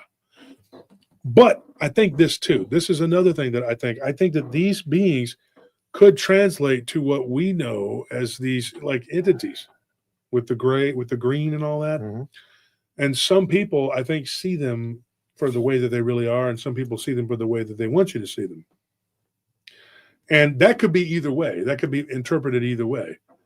But there are beings, and this is weird. This goes back to what we were talking about with Aleister Crowley. Now, there is this one being, it's a demon, that is what they call the Lord of the Abyss. And it doesn't have a form. It just has a bunch of forms, and it has no form. So these beings could be children of this creature. Now, you can look his name up. You can look it up, Lord of the Abyss, whatever, that Aleister Crowley says that's what that was because he got close to it or whatever. But, and of course, this is like he's out in the middle of the Algerian desert. Who the hell knows what he was seeing? But he claims that this creature, I think it starts with like a CH or something like that. I can't remember the name of it. But this creature being whatever has these different forms, it's not going to be just one entity. It's probably going to have a hive mind with all of its children being its creations, something that it spawns off from the creation, And this is not something to be taken lightly. We're not talking about like the devil, like what we think of, because there are many stories of a lot of different things. And one of the stories is that Lucifer himself was taken to the abyss and tortured. And that he came out the way he was, defiance of God and everything else because of what he suffered there. So you're not talking about the devil. You're just talking about a being that just exists in the abyss. But probably like we are part of this matrix. That being is the abyss. It's part of the abyss, and it's of the abyss. You see what I'm saying? Mm-hmm. Whereas God is of the light, God is the light, God is and was and always will be. This creature was the antithesis of it. So you're talking about something powerful enough to take an angel like Lucifer and corrupt him, giving it a personality or giving it a type of, I don't know how you would say it. Yeah, David said Charonson. Yeah, I didn't want to really come out and say, but anyway. Yeah, that's what you're talking about. That's the being. David knows. I knew the audience was going. It's more like a force. Well, Tron's in the way that he's described, and I don't really like saying his name, but he's not. Yeah, he's like a force of nature, more like an elemental. But he is pure pain, right? And he's also like pure darkness. There is no light. But I always thought of the abyss as being like because you have to go from the 8th to the 9th density, or the 8th to the 9th level of these rings of reality, there is a great chasm there, which is the abyss. But you think of like a million black holes all just in a big ring circling around, and it keeps everybody from going across. You see what I'm saying? Mm-hmm. To try to cross it, which I don't know if anybody ever has, is said to be you're risking losing everything and your soul being trapped into the abyss. If it is true, which some of these certain people have said with their different. I would have to talk to, oh God, what's his name? He's been on the show. He's got a really great voice. He's been on the show, and I'll bring it all together to explain this. Rob Yachts. Oh yeah. Talk to him because he's one of the people that was talking to me about it, but he has researched this too. And there's people from the whole UFO community that believe in this. I'm not saying here at PRT we do. I'm just saying these are theories that are thrown out. Don't get it twisted and start going, oh, it's what they believe, blah, blah, blah. But that Lucifer was sort of like the captain of a ship. This is their explanation. I'm not saying this is mine, but it's interesting nonetheless. Entertaining, right? But that he was sort of like, he was like a ship captain, and him and his crew got sucked into this ring, into this abyss. And who knows what happened. A fractured mind can't even recognize yourself. And then you turn into, because he's a very powerful being, though, he manages to keep his mind intact and doesn't get ripped apart like we would. But he's deranged. And now he's like, I'm God. I've been shown that I'm God. Why? Because you can shapeshift? That doesn't make you God. That means that you've lost your form and you've lost your mind. And that Charonzan basically is the same way. He's like insanity personified, but there really is no personification. It's all like in our perception of him. Like we perceive him as being this or that or whatever, but he's constantly changing shape because he has no shape. So he would be like chaos. He is the living embodiment of chaos, but he's also like a hive mind all sewed together into one wacky place. He is the place, but he's also of the place. So which came first, the insanity or the egg? We don't know. So not getting too far off of what we're talking about here. Do you see the point though? Yeah. Like, yeah. So you have this weird, like sort of pseudo realities that are going on. And then you have these beings that live amongst that reality. What I'm saying though, is these beings, what they do, they could all be born of this chaos. Charonzan, right? And he is like disbursement. That's what he is. Let's see. David Buckholtz has a good point. His nature is to disperse and to confuse. There it is. No mind could cross the abyss without losing its cohesion. That's the whole point. That's what he does. But that does speak to the point that there is a divine creation, right? If God is the antithesis to darkness, this is his opposite, right? The beings that he spun off from there, from the torture and the sadistic whatever, they're not gods. They have put themselves up as God. They would fear something coming from there because this is their little playground. This is not the real reality. I'm telling you, there's a whole bunch of stuff here. So this is what ends up happening. You end up in this, like going to this ranch right here. You're in this very small pocket within a wisp, within another reality. Keep going further out and within another density, within another ring of that density. Do you understand what I'm saying? Mm-hmm. Yeah. So this is how it is. You can end up in a place, or especially if your karma is not correct and you're unbalanced. And I don't care what you believe. You can believe that Zolotl will meet you in the afterlife. You can believe that Anubis will meet you in the afterlife, weighing your heart. It doesn't matter who takes you. Charon can take you across the river Styx. It doesn't matter. Michael the Archangel can. It doesn't matter. You will be judged for your actions. And there is one thing that's going to be known to you. Christ came here to pull you out and to save you from all this wackiness. Now, whether you accept him or reject him is up to you. Do you follow the teachings of Christ? Because I can't tell you how many times I've heard this. Two things I ask people whenever I interview them. And if you've been interviewed by me, you probably know this. Are you an abductee? Has this happened to you? And have you had an out-of-body or a near-death experience? I've had people tell me, well, I saw a Bigfoot. What is this? Just has it happened to you? Yes or no? Then we go from there. One of the things that you hear about often is that these beings will push it to the limit. And then when Christ's name is called out, they're like, crap, they got to recede. Yeah. Because Christ came here. It's like game over. Yep. God gave him his power to go into this realm, to take us in this little quantum world and pull us out of it. So you're not on this wheel of insanity anymore. You don't end up in the abyss and face Tronza. You don't have to deal with these nightmares. You don't have to go and face these demons and all these other entities that were children's children, right? And they keep going. You know, when King Solomon took Beelzebub before him, he says, you know, who are you? Well, demons, they always throw each other under the bus. He's like, I'm a bad guy. Believe me, I've done some bad things. That's the Hebrews. He's like, you know, I've done some bad things to everybody. The Hebrews he was the bad guy, right? He was the devil. He says, but my son is really bad. That's who you really want. Who is he? You know, and he goes, well, he haunts the Black Sea. He's a terrible guy. You know, he's a terrible guy. You know, there you go. I mean, there's a prime example right there. This demon basically says, I am a devil. I'm an archdemon, whatever, but I have a son who's worse than me. And he's roaming around the Red Sea. He's roaming around the Red Sea doing all kinds of bad things. Why don't you go get him and let me go? I mean, you're reading these things, you're going like, what in the hell? How many of these demons and their fiefdoms are there? Well, there's a lot of different realities. So there's a lot of different fiefdoms and a lot of different kingdoms. This is not it. But what they're doing with these things like CERN and all this crap, the Hadron Collider, do you think that's a good thing? Because it's created the Mandela effect. I'm 100% sure of it. Here at PRT, we're not super sleuths. We haven't cracked all the cases, but I can tell you this. Dick Richards hit the nail on the head the other night when he said that every time they go and they turn that damn thing on, we get more Mandela effects.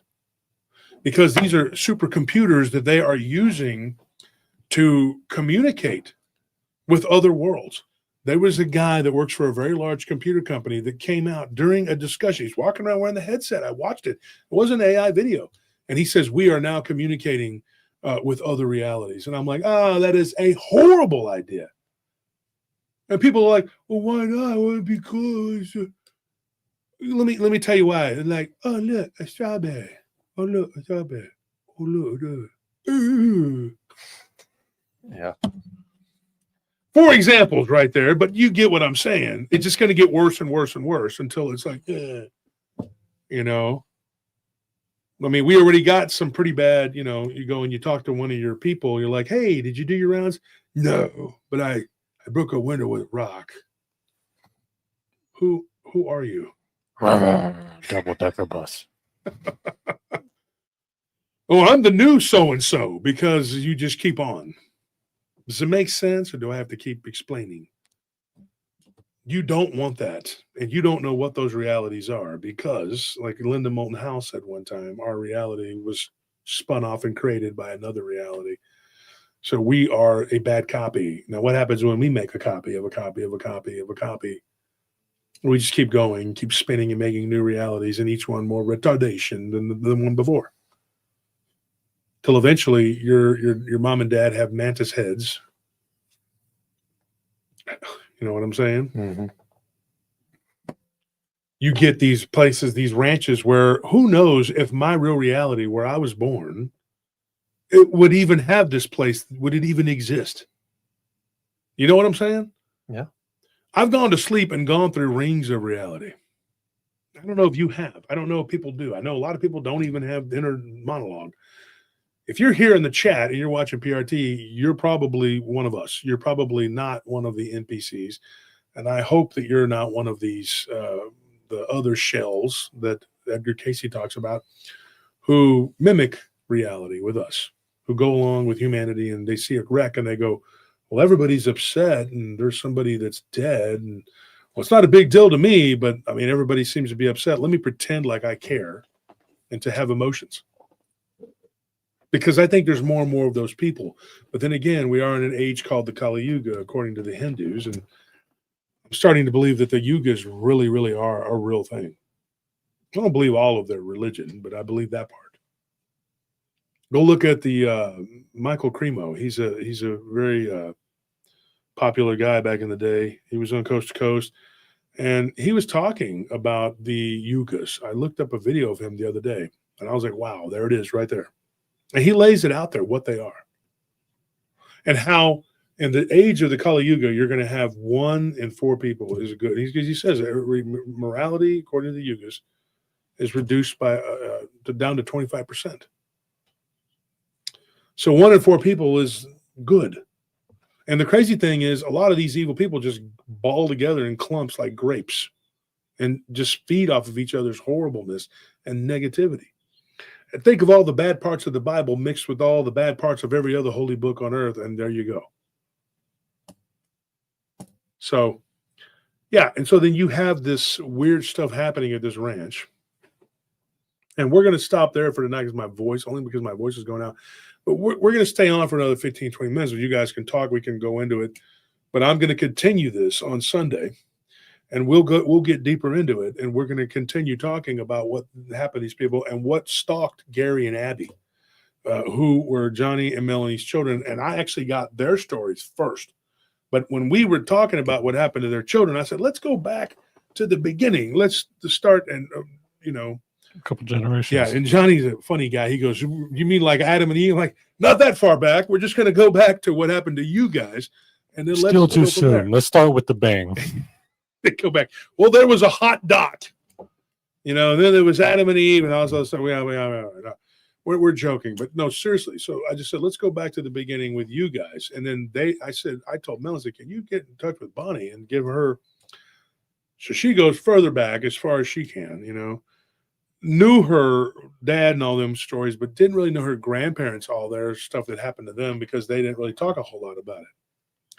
But their generation was before the World War II generation. And then Bonnie's generation is the boomer generation. And then you have my generation, and now you have this younger generation.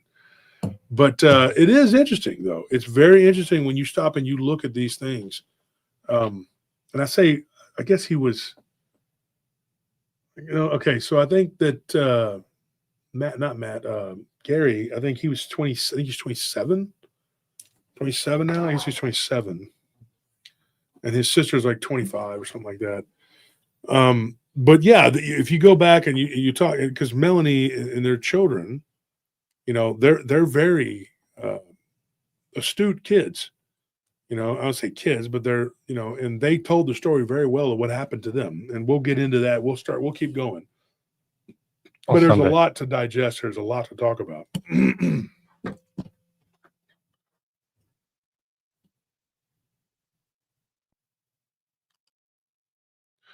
And Takayasha, yeah, you're probably right. I mean, our reality is deconstructing itself thanks to the fine work of a lot of really not good people.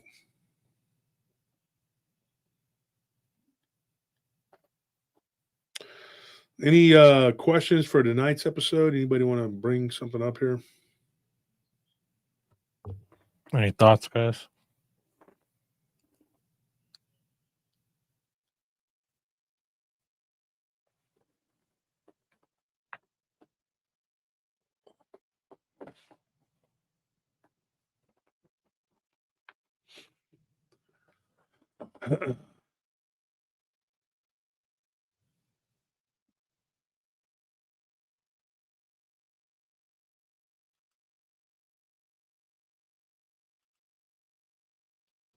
There you go.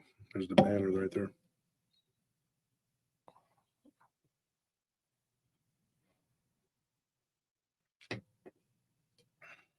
PsyOps? Patty says. Yeah. I think one in particular, the only one I think that I can honestly sit here and say probably, I mean, like I could say it's probably real. I would say probably the Fruit of the Loom one. Yeah, that one's. Because they've proven it. I mean, they've shown it that, but why it's happening or why it was happening, I think what happens with these things too is somebody had told me about the BMW logo. And we were talking about, it was Arash. We were talking about the other, a good friend of mine. And he's in my book. And we were talking about the logo because he always had a BMW. He was always a BMW guy. And the logo, he remembers it being like a little different. We were talking about it. And when you look at that as an example, like that logo, now there are people coming out and showing all these like evidence that logo had that it really did have that at one time. But why do these companies insist on that it's the thing? Why do they insist that these things are not real? Why do they insist that this isn't what's happened when we know damn well that it is? And then you sit there and you go, okay, so if this is what's happening and these people are doing this, why are they doing this? Now, I have my own theories and why I believe that they're doing this. But if you in the chat, what do you think? Why do you think BMW and Fruit of the Loom. Fruit of the Loom, why are they doing this?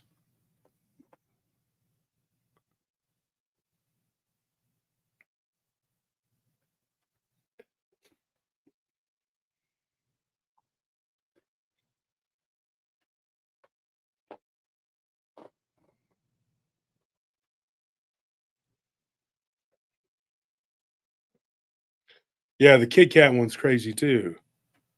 Yeah, that's a weird thing. And then that hyphen, you know.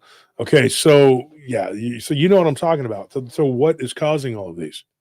If it's actually not what we're positing, like then what is it? Because I mean, there's got to be something going What on. is the end game for it? Yeah. Yeah, why is it? Who is it? What is it?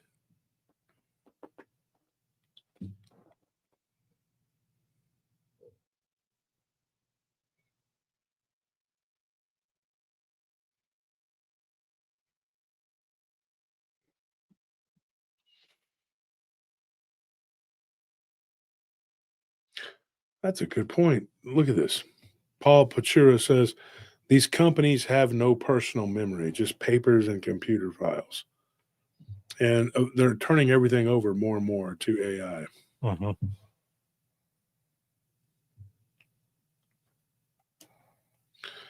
And what's going to happen to people in jobs when they no longer need a person? They can do everything with a computer or a robot computer / whatever. We're going to turn into a bunch of Wallies. Mm-hmm. But are we even going to have the food to turn into a bunch of Wallies? Are we going to turn into a bunch of skeletons because we can't afford to buy food? Yep, there it is right there. Fruit Loops or Looney Tunes. Tunes was Toons. Now it's Tune. I know that's not right.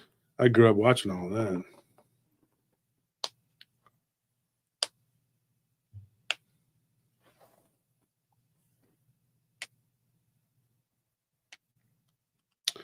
We're already batteries, brother. You go into the alternate reality and you're still a battery. Doesn't matter. Mm-hmm. And I apologize that we had from the video earlier, not for making that video, but because we had to. I apologize that I had to say what I had to say, you know, with the whole thing that happened with Daryl, you know, It was important to get out. Because we did not do anything to him. We didn't start anything to him. And he's not a mole. He wasn't feeding us information. He didn't do anything wrong. The guy did nothing wrong. He just was sitting on the sidelines. Some people say, well, that's not, you know, he should have been, you know, seeing it, whatever. Yeah, shoulda, woulda, coulda. But the thing is, who the hell wants to do, you know, get themselves involved in any of this mess? And it's easier for most people, it's human nature, just to sit back and go, well, that's not my problem. I don't want to be involved in that. Even though you can see, if you take a little bit of time, you can see who's right or wrong. The average person doesn't want to deal with that.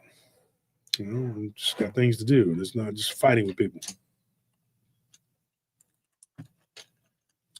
See, Bluestone, I agree, but it was Looney Tune, Toons.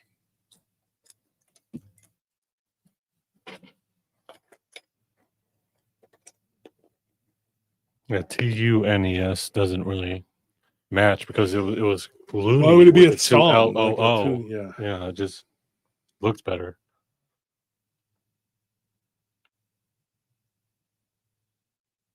It's supposed to be Looney cartoons. Mm-hmm. Now they made it Looney songs. Yeah.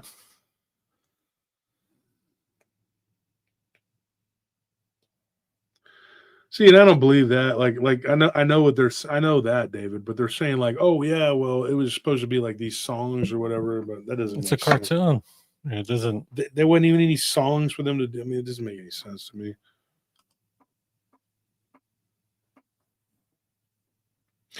Okay, there's a good one. Andres Carrizales says, Wolf, have you seen the video where the baseball player catches the ball before it hits the news lady? What do you remember about that? Okay, so that's Evan Longoria, right?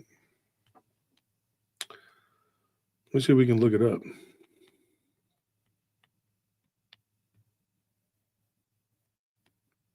I remember him. He used to play for he's retired now, but he used to play for the Tampa Bay Rays. I just kind of like the Rays. I mean, like my favorite team or anything, but they always ended up playing my Rangers, so I had to root against them. But there was a video here. Let's see if we can find it.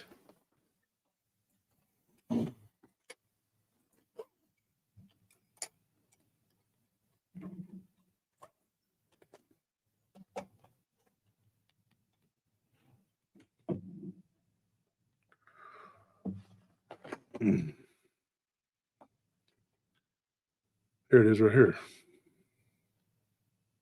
Should we be able to play this video? The moment Evan Longoria catching that ball? Yeah, it should be fine. It's a little short. Yeah. I don't think. You know, it's been There it goes right here. Watch this.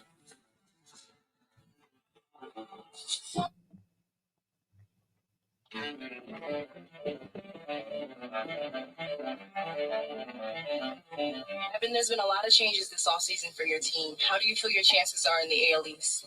I mean, I love our chances. You know, it's been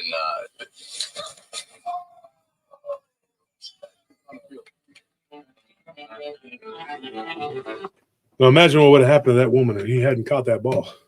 Yeah. So I think I know what you're going to say.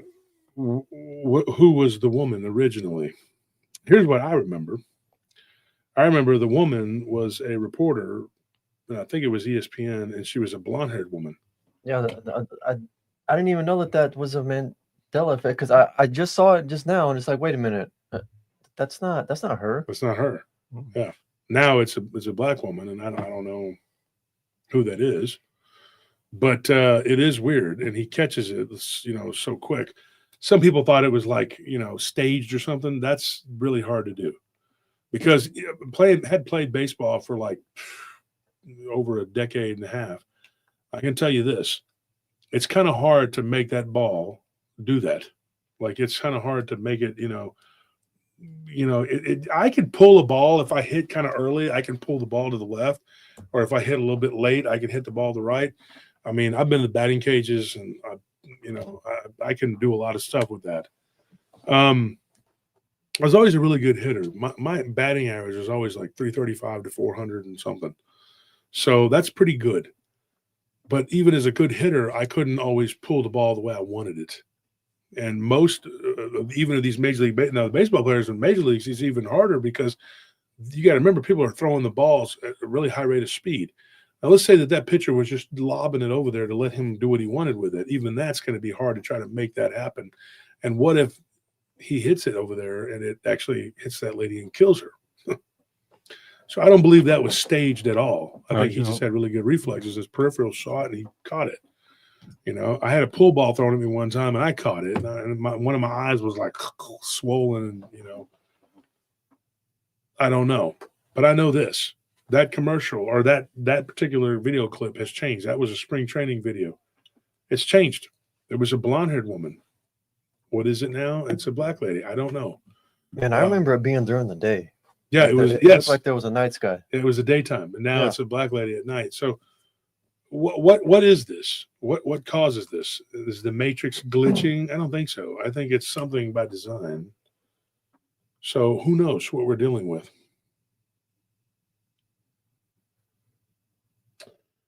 So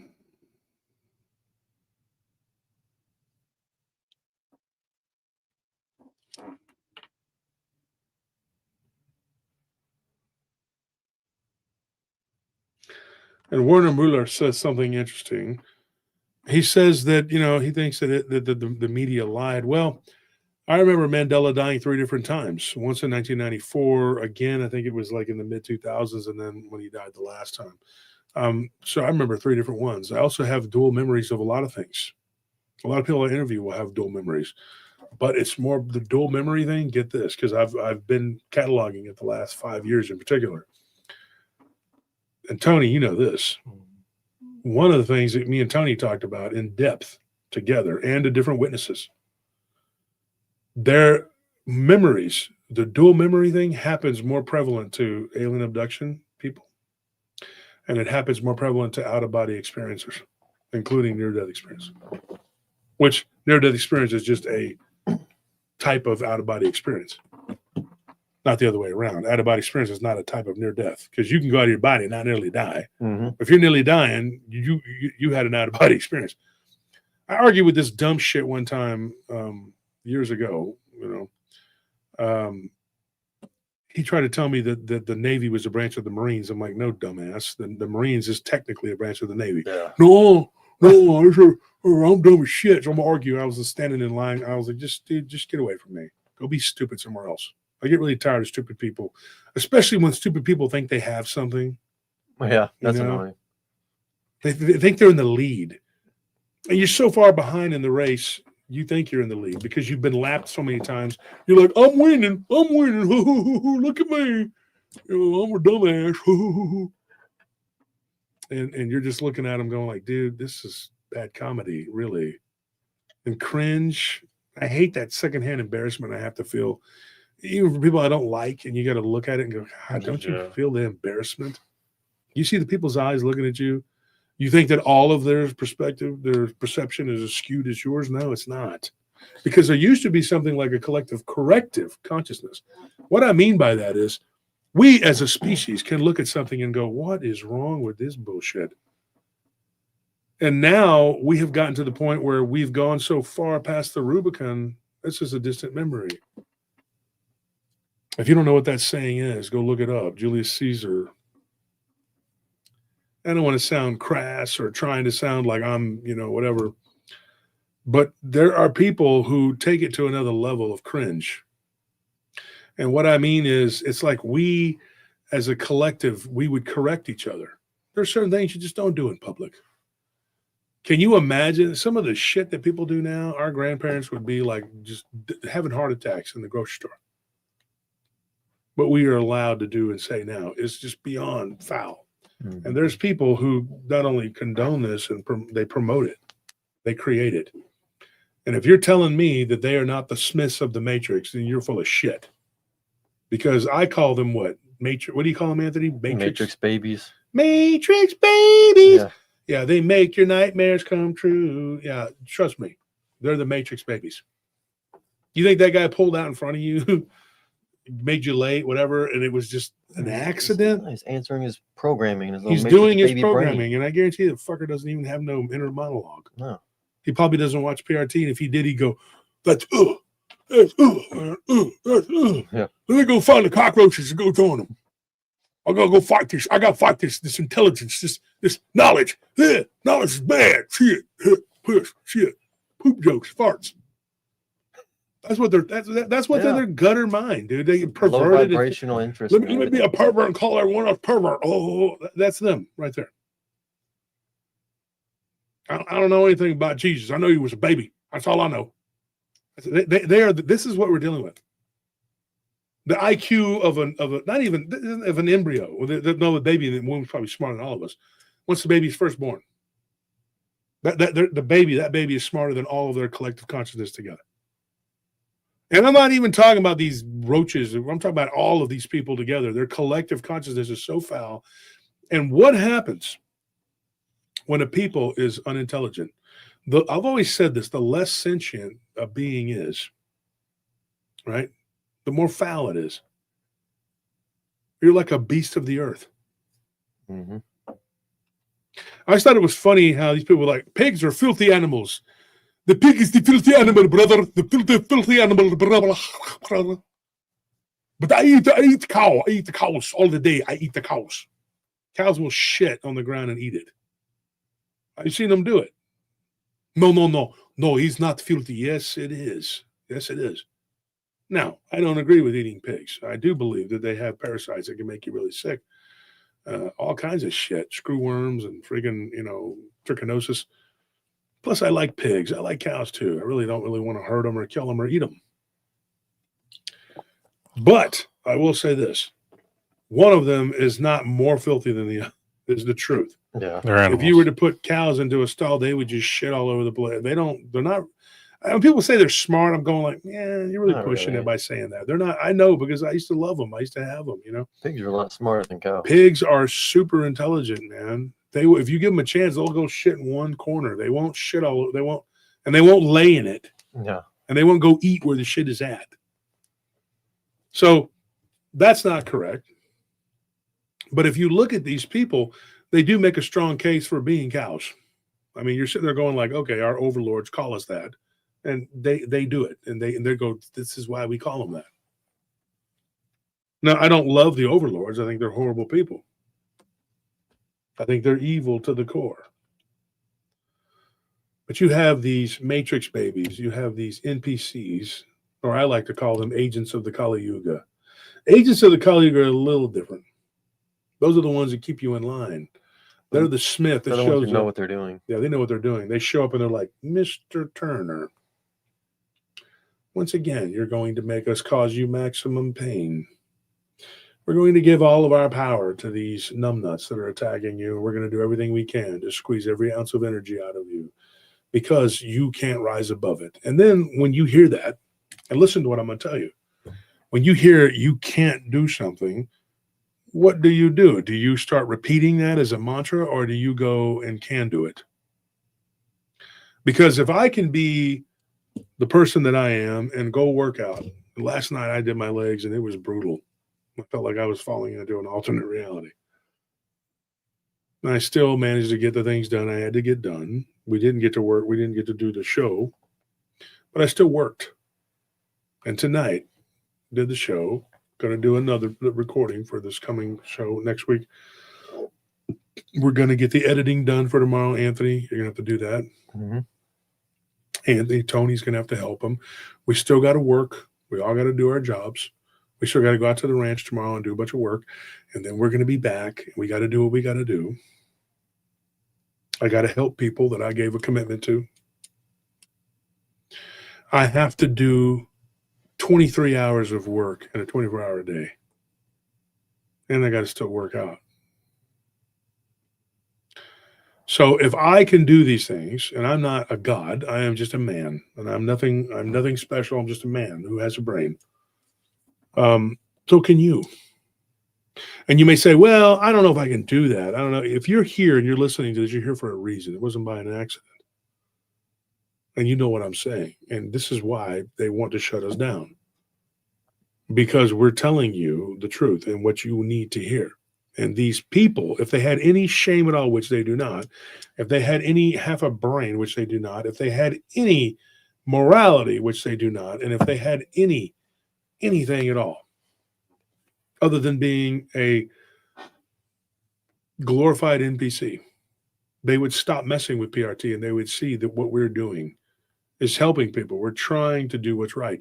Instead, they attack us and say, oh, he's leading people to hell. No. Okay. You are hell. Literally. You're already like taking everything you can. The last thing I want to see is them open up the abyss and drag us all with them. These people that are doing all this nonsense, they're really just the first level of defense. They are the antibodies of the Matrix, because the Matrix feels attacked when you come unattached to it and you wake up and you're looking around going like, this is not correct. This is not right. These are illusions. And then you wake up to the reality of who Christ was, is, and what he wanted and what he's doing. He's pulling you out. He's telling you straight up, knowledge is what you need. And these people are doing everything they can to stop you from getting knowledge. Who is right and who is wrong? The goofy people that are trying to stop you from hearing the truth and learning from us, or the people that are trying to get you the truth and reaching out to you to try to get you to do what needs to be done, trying to instill in you positivity, morality, knowledge, wisdom, who are literally trying to give you the new technology and trying to deliver to you the true teachings of the man we call Jesus Christ. Because I fully believe, and I'm an intelligent person, and I fully believe that Jesus is the way, because I have interviewed a bunch of people. It is almost like scientific at this point. It's almost like you could literally just quantify it. You could just like, break it down into little bite-sized chunks. You can sit there and go, this is what it is. Little bites of knowledge, because people have these experiences and that's the way out.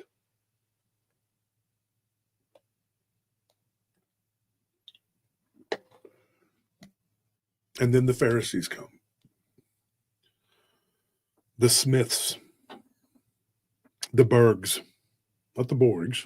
The Bergs. They come.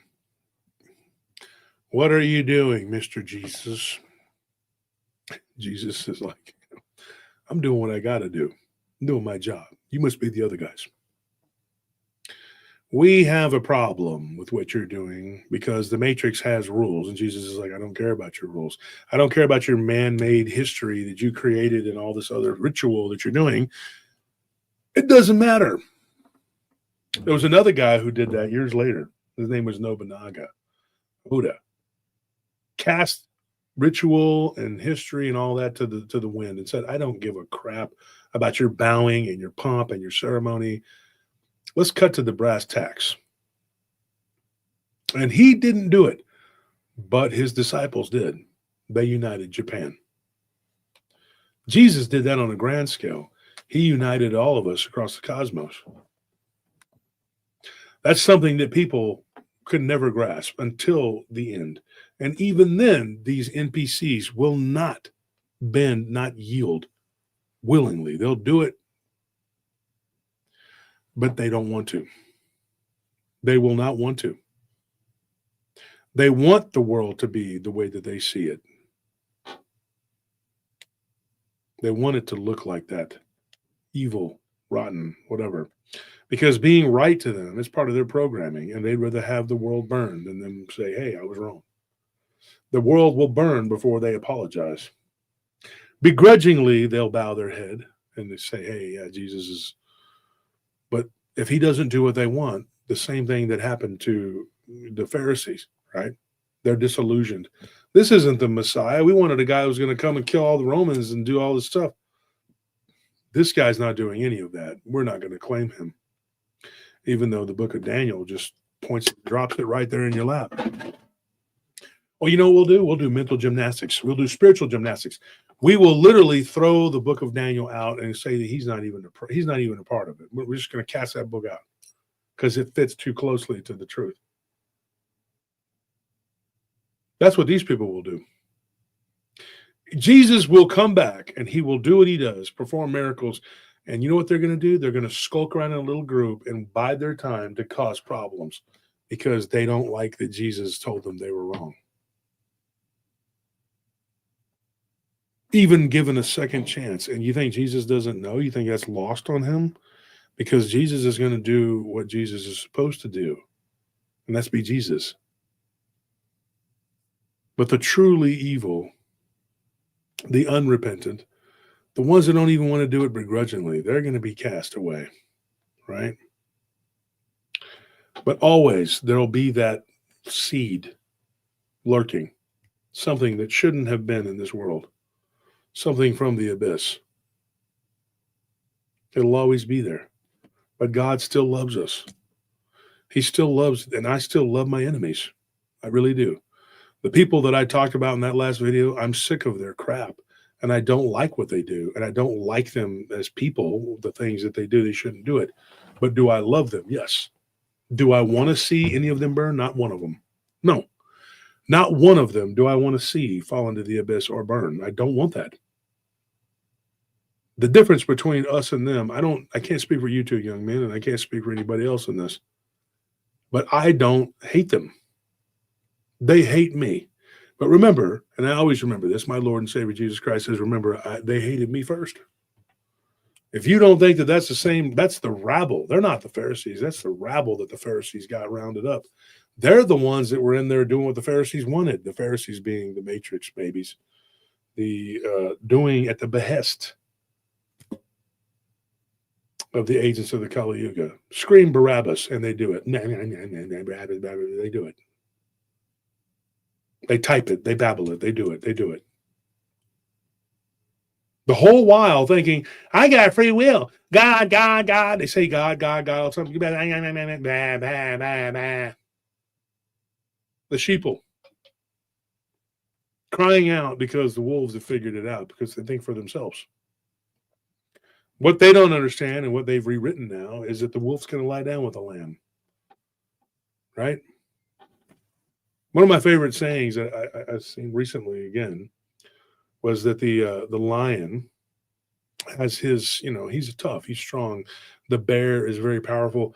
They have all these attributes and advantages, but the wolf doesn't perform in the circus, does it? You're not going to teach them to do those things because the wolf's not going to do it. He thinks for himself and says, I'm not going to do that. I'll put on your whatever so I can babble with you just to get by, but that's not who I am. That's not what I am. And that's not what you are. And they're angry. They're mad. See, they flipped the world upside down and told you you're supposed to be okay with it. You're supposed to live in this babbling bullshit. And that's not what we do. And people here at PRT don't do it. And they're so mad. Originally, they wanted you and they couldn't get you. Now they want to destroy you because they can get you. If you think for 1 second that they're not going to try everything they can, they're going to pull out all the stops. And who knows, with this amoral world that we live in, who knows what's going to happen? The odds are stacked against you. The odds are stacked against you through lies and deceit, subterfuge, sabotage, through every type of sin they throw at you. They punch you with everything they got, and you don't even know you were in a fight. When this man came at me, Mr. Fisher, I didn't even know we were fighting. He launched a sneak attack on me and gave a bunch of reasons, but none of them were very good. Definitely an agent of the Kali Yuga, and easily led people. They were easily led, the sheeple. But they weren't going to some nice, wonderful place. He was taking them to a very dark place, which is where they went.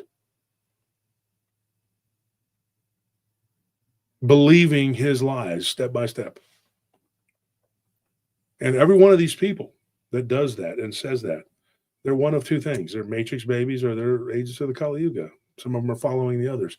And then they just go in a little circle, spinning around, believing each other's lies. One tells a lie, the other tells a lie. They go, and if we can get past them, well, guess what? Now we have another wall. They just keep throwing up walls. Not them, but the matrix, what we're living in, the simulation, the false reality run by a false god known as Satan. How do I know this? Because Jesus tells us that. He lays it out there. Like, I don't know how it could be any more clear. Jesus tells you constantly, you suffer under those who claim. And it's 2:9 and 3:9 Revelations. Go look it up. It's a false reality, a false narrative. And the people there even tell you, they tell you, yeah, we want to get rid of you. Yeah, we want to slaughter you. Yeah, blah, blah, blah. And people are still like, I just don't get it. Don't confuse your love for these people, even though they are awful people. Don't confuse that with acceptance.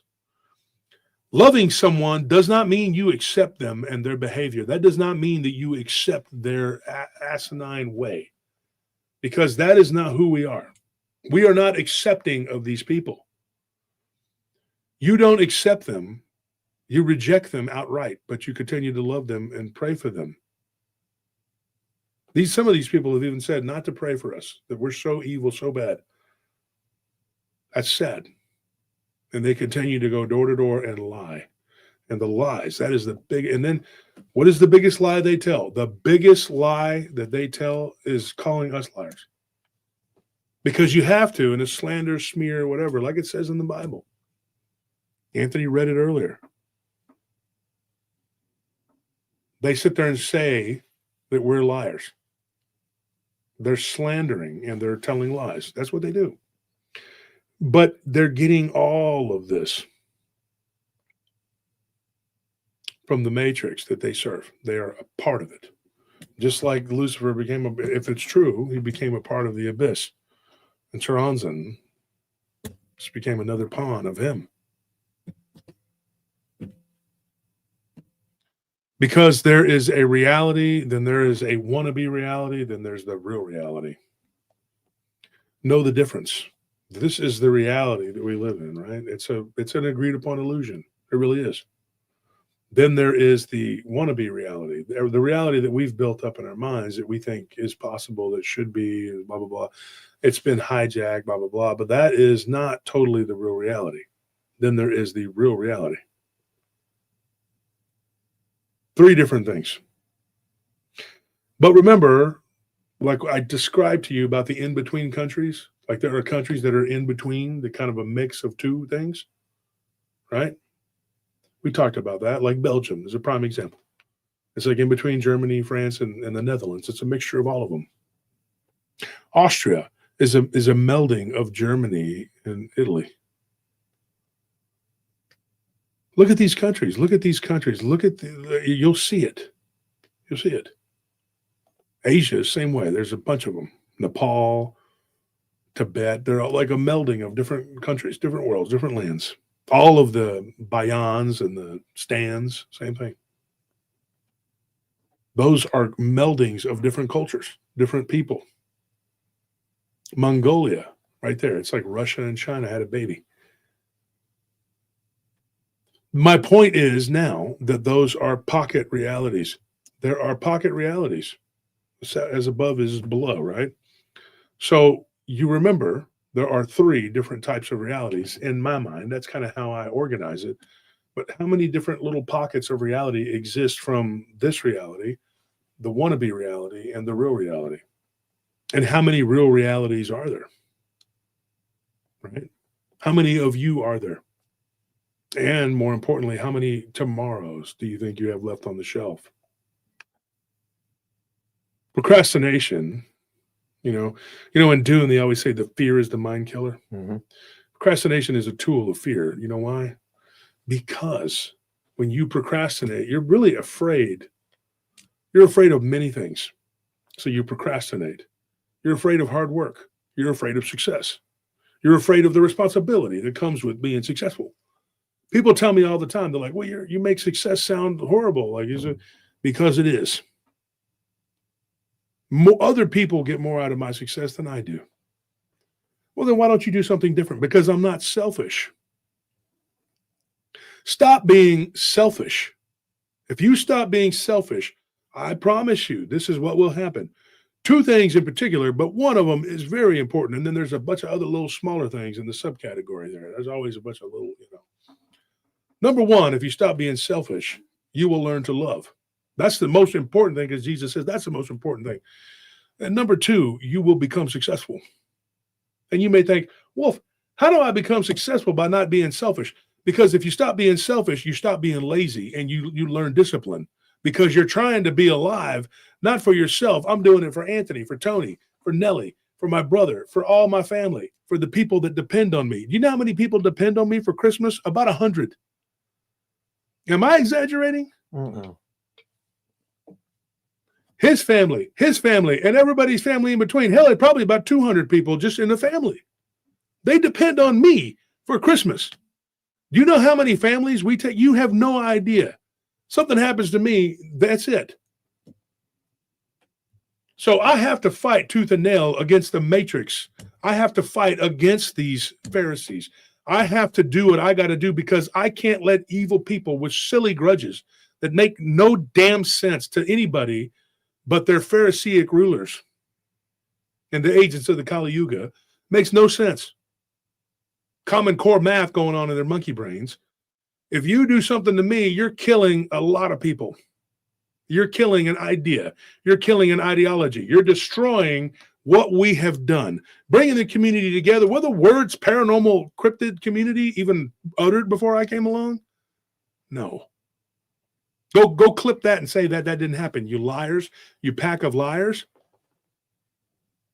But you don't care. You're very selfish. But if you stop being selfish, you will learn responsibility. You will learn selflessness and what it's like to sacrifice and give and help people and do what is right. And put your money where your mouth is. I bet I've given over half of the money I've made, and that's a lot. I've made a lot of money over the years and I've given it away time and time again. I have gone without to help other people get to help them to do what is right. Why? Because that's what's right. But the number one thing will happen when you stop being selfish is that you will learn to love. Not just to love other people and to care about other people, but to love your God and your Lord and Savior and to love yourself correctly. Not in a narcissistic way, because the most narcissistic thing you can do is to let yourself off the hook. What do I mean by that, boys? What do you know about that? Oh, Make excuses, not take accountability for your actions, and tell yourself that you don't have to hold yourself to the standards that you hold other people to. What do you think about that, Tony? well, I know personally, just from interacting with you, that there's no one who's harder on themselves than you. You push yourself to be your best self, and when you, I want to say fail, but like this, or when you don't achieve certain things, you're oftentimes you look in the mirror and you'll say, "What did I do wrong to get to that point?" Even if there were outside circumstances that may have led to you not achieving what you want to achieve, you still look at your part in it and make sure that you recognize what you've done. Because that is the most important thing. I don't know how many times I have like sat there in front of you guys, in front of everybody, all my friends in my personal life, and said, I was wrong. I made a mistake. I screwed up. How many times you got to do that? You got to do it as many times as you got to do it. I've never seen people just been so determined to not be wrong and to sit there and do the most horrible things, double down, triple down, quadruple down, centuple down. How many times are you going to sit up there and make those mistakes and just say, hey, I screwed up. I'm sorry. I did a bad thing. I take responsibility for my part in everything I do. And I'll say it in front of anybody. Because we're humans. You cannot pretend like you are this infallible being that prays 100 times a day. Nobody does that. Okay? Stop lying. Stop pretending like you don't do the things you do. So what? You smoke pot. You smoke cigarettes. Why do you need to lie about it? Who cares? You are a human being. God still loves you. It doesn't matter. You're making mistakes. But you don't sit there and double down and double down and triple down.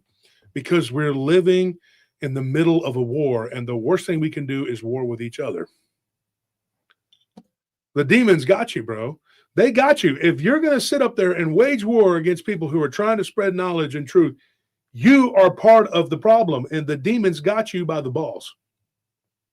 They got you. Simple thing. You stop, we stop. That's very simple. It's not a hard. This isn't an equation that needs. We don't get Max Planck to solve the equation. It's right there. All right. It's a simple thing. I'm pretty damn good with math, and I don't think I need to do a bunch of math to figure this one out. You do what you know is right, right, and then things will work itself out. There are a lot of really bad things happening in this world. There's a lot of bad places. There's a lot of places where there's a lot of weird activity and a lot of stuff happening, and it's happening at a fast clip. And here we are, instead of trying to figure it out, you're trying to destroy each other. This is the height of folly, folks. My sin, my biggest sin, was trying to bring this community together. This is what always happens. Always. I'm not comparing myself to Oda. I'm not comparing myself to Jesus Christ. That is ridiculous. I'm talking about this little arena that we're in. We could easily just help each other instead of trying to tear each other apart. But you have people who are so pissed off, so angry, and so vile, they cannot tell the truth to save their life. And you can't tell me that that is not part of this whole, the demons and this whole thing. There are NPCs out there that are just absolutely just, they have the retardation. I can tell you, there ain't nobody home. I've tried. Anthony, Tony, you've witnessed me try to stop from a fight from something. Got in my face. Guys just would not stop. Mm-hmm. They won't stop until you do what you got to do. And I don't want to do that with anybody. I don't want any kind of trouble like that. I just want to live my life and do my show, go to work and just keep doing what I do, which is support a lot of people. Help as many people as I can, because when you stop being selfish, and you know how you can do that? I'll tell you right now. Father, I come unto you in the name of Christ. I ask these things in Jesus' mighty name. I ask these things, they be done if it is your will. Lord God, I ask you to touch the hearts and minds of the people listening to this, those that love us and those that hate us and everybody in between. Please touch their hearts, their bodies, their minds, their souls. Turn them around and turn their face towards you, God, that they bow before you and they do what is right and what is necessary, and to accept Christ into their heart as Lord and Savior and follow the teachings of you, God, through your Son, Jesus Christ, my Lord and my Savior. Lord God, I ask these things in the name of Christ. Please bless us with the power of the Holy Spirit, that these people will turn away from their evil. And then please, when they turn away and they repent, God, I ask you, bless all of us who repent. I'm a sinner, God. I have committed many sins. Forgive me for these sins. In the name of Christ, I ask these things be done according to your will, God. May my life be pleasing in your eyes. I ask that we find favor in the people's eyes, but more than that, I ask that we find favor in your eyes, God, especially your eyes. And may we all continue to work as long as it's necessary, without trouble and without being troubled. And I ask that you pour your blessings down upon us. Bless us with the power and the light and the glory of the Holy Spirit. Fill our hearts and minds with goodness and not evil and foul. Turn our enemies away from us, that they will no longer mock and attack us unprovoked, Lord God. And may we do the same. And forgive us for our sins, Lord God. Forgive me for my sins and help me to be a better leader and a better man and do what is right every day. Lord God, I want to look in the mirror and know I see a good, honest person. And please touch the hearts and minds of all these people that are listening, that they will receive that blessing and they will do it too. You know my heart, God. You know I'm not perfect. I admit that I am not a good person at times. I do bad things. I'm mean. I've argued. I've done everything. We're not perfect people. We fail you every day, God. I get angry. I get upset. I lash out. I admit I'm a sinner, God. Please have mercy on me. Have mercy on all of us. The people that despise us and hate us, turn their anger away. And when that happens and they accept you, God, please bless them. Please bless them, God. Make them to be prosperous and see that serving you is what is right. In the name of Christ. Amen. Amen. That's a prayer from the heart. That's a prayer from my heart. That is what I feel. And I know my enemies, and I'm not going to sit up here and make it into I know what you're going to do, because I don't know what you're going to do, because I hope against hope that you will stop and leave us alone. Turn away from us. You are forcing my hand to be the way that I have to be, that I got to do what I got to do. And maybe that's what has to happen. Maybe it is God's will. We have to make an example. We have to do what we got to do. But we hope and we pray. I don't come on here every day and go, prayer request, brother. And I don't sit up here and pray and try to make a big show of it. I'm not a Pharisee. I don't want to be seen out there bobbing and praying and trying to be. No, and I'm not ashamed of it either. Jesus Christ is my Lord and Savior. Am I perfect? No. He was the only one that I know of that ever walked the earth as a perfect person.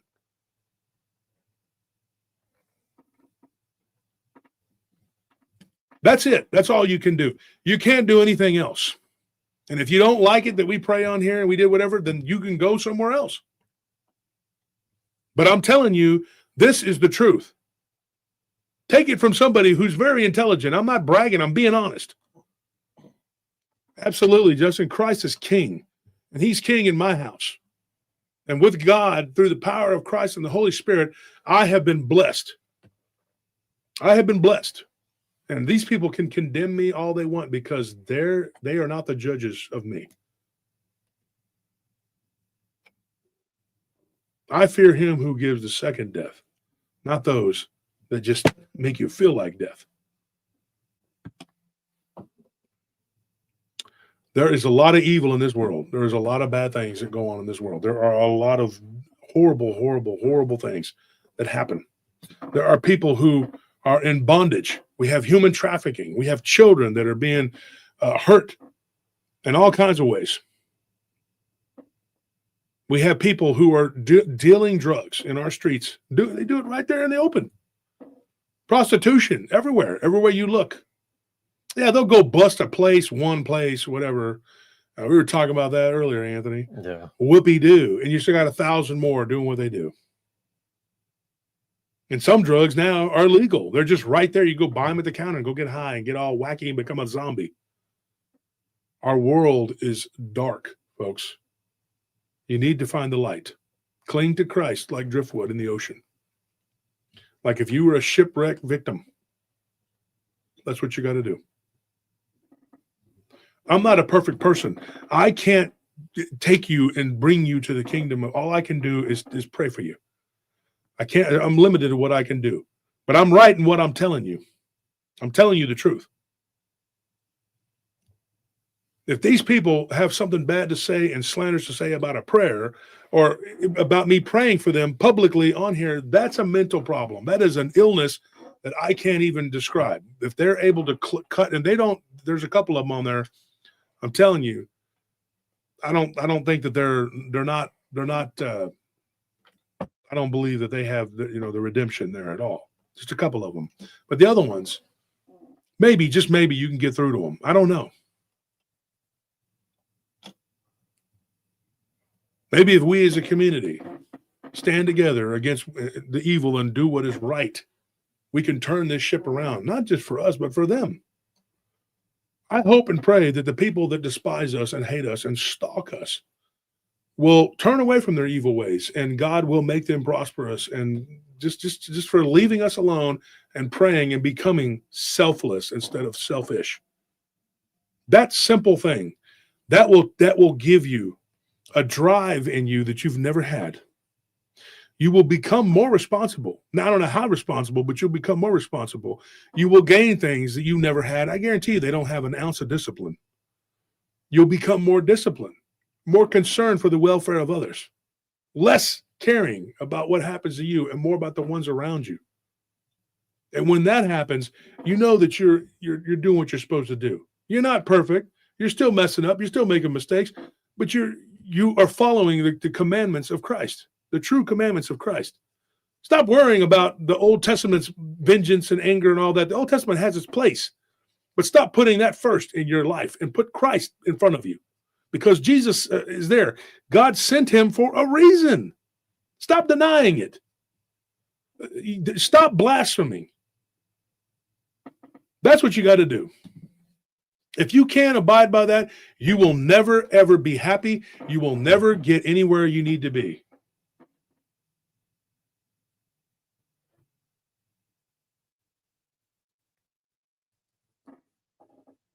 Do you want to be an old person dying with no satisfaction? Is that what you want? To never be satisfied? Because you weren't willing to take what God gave you and accept it?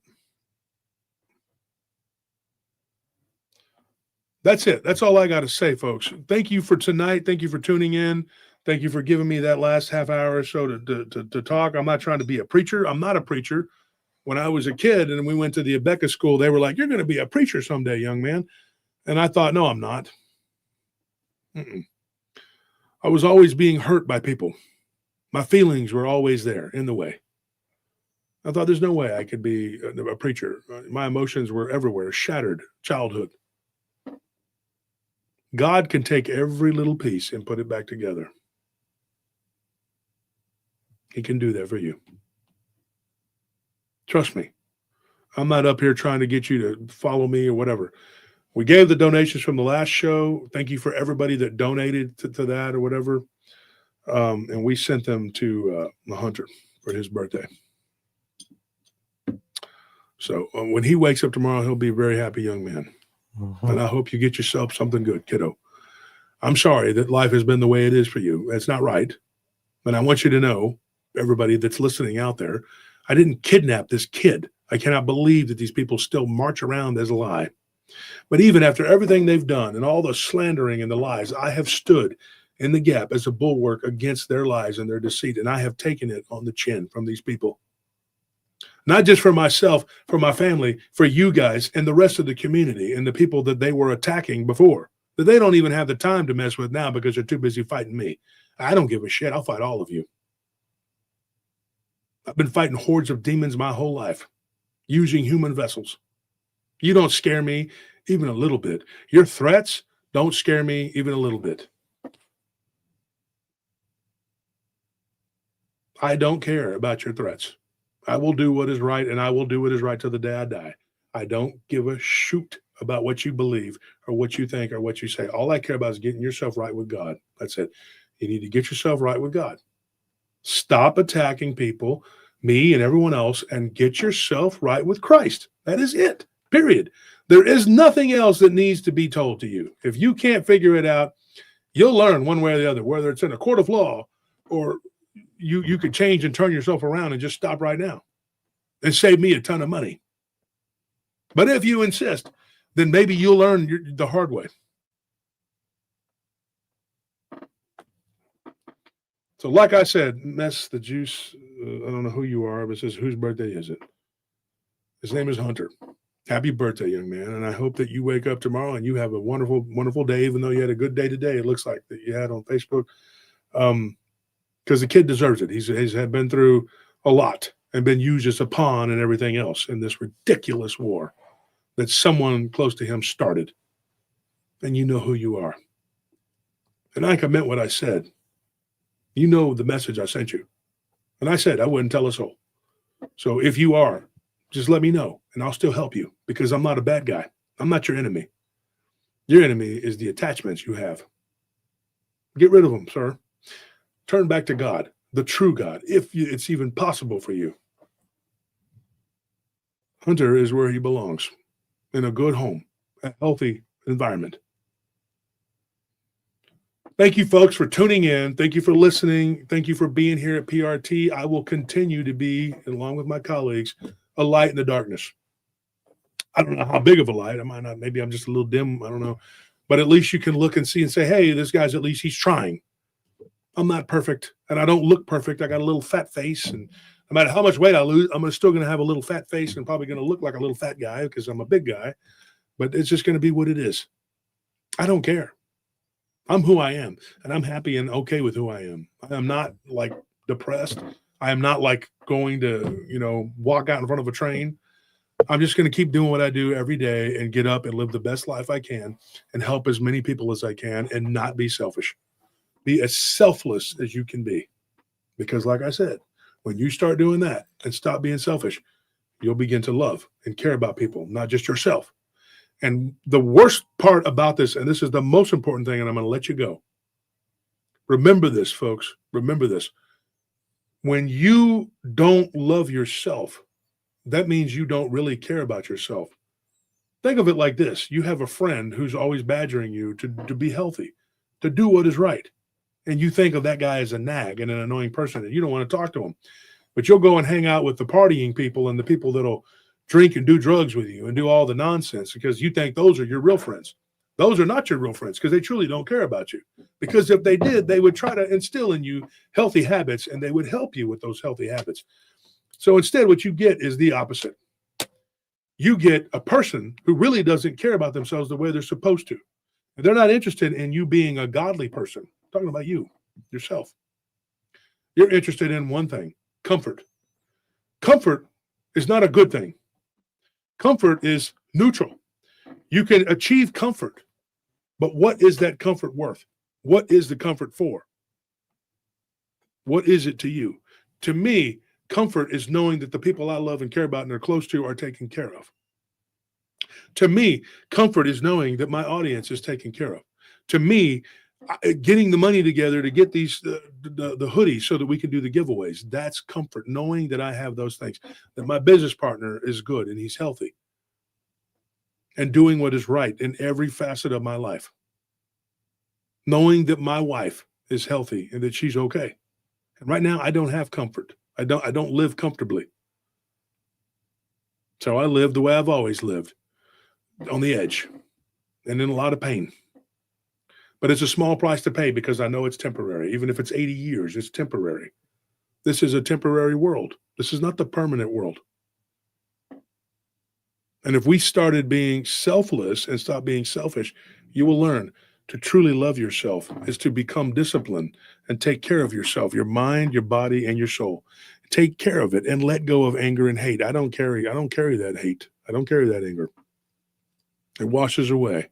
When I die, I can honestly say I will die not hating one single soul.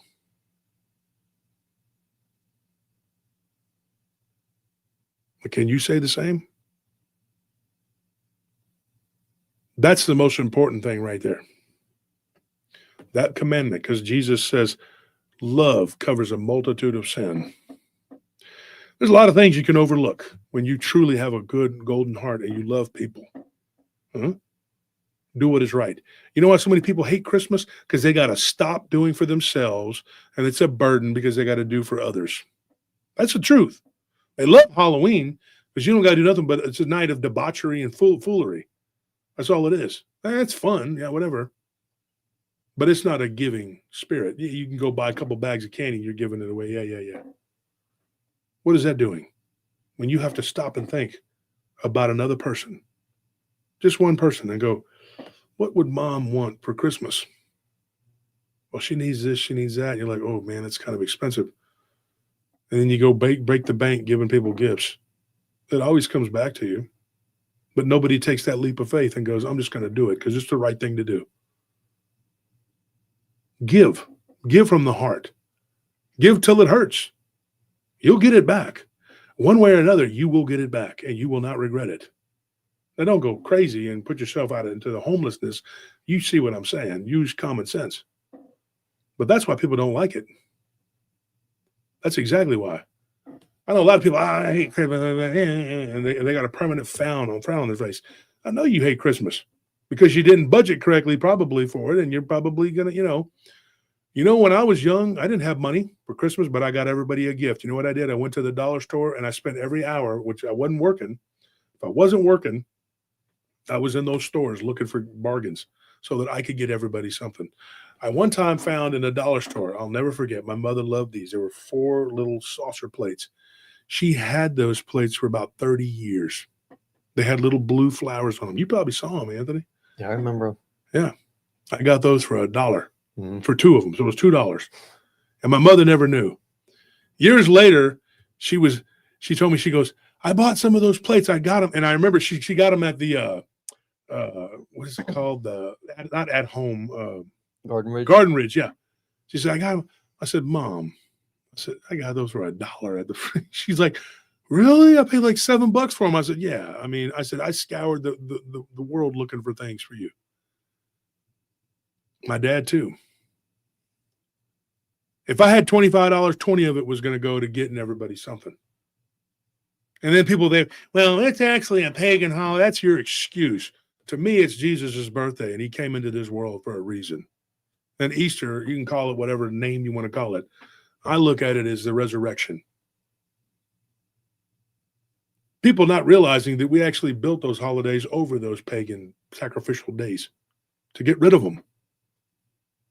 That was the point. But people don't want that.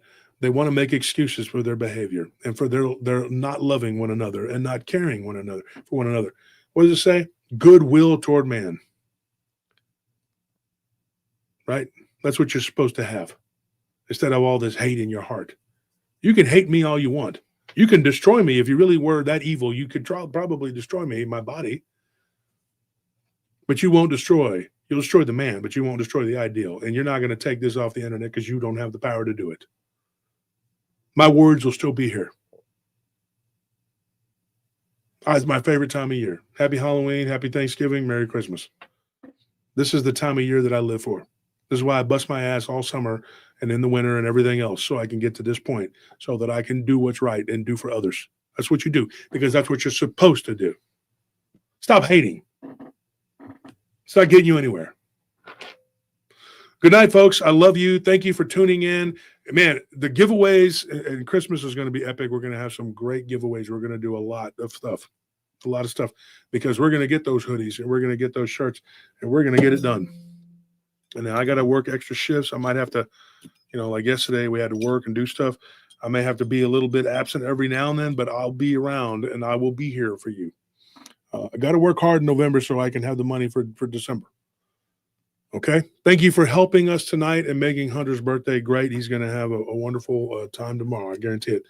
So happy birthday to him and to everybody here listening. Thank you and good night.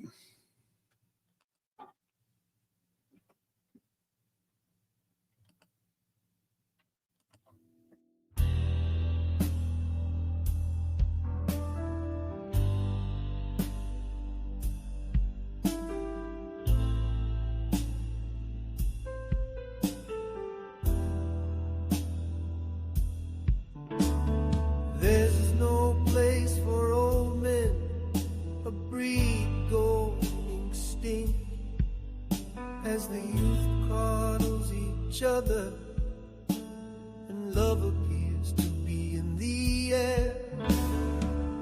Breeze singing and trees living, a time of generations dying. The sea is full, yet so many are falling. Born to die in neglect, with their unreaching intellect.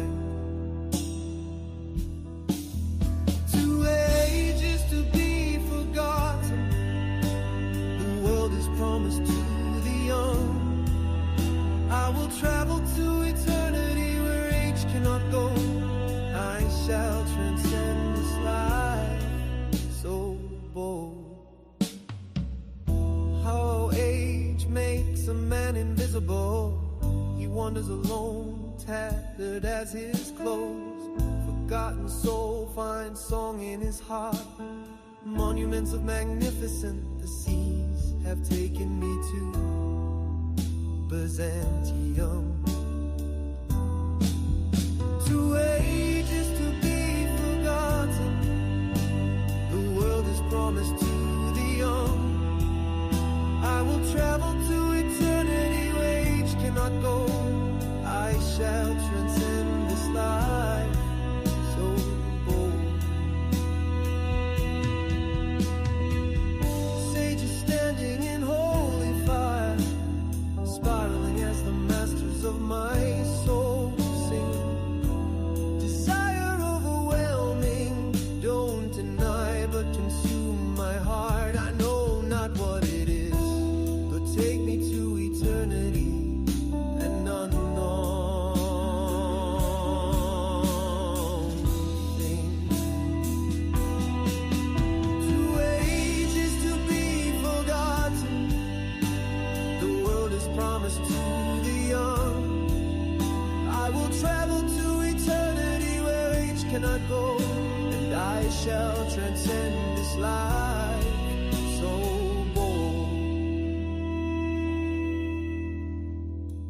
once free from this body, I'll never come back again. Not to this place I'll be where goldsmiths work.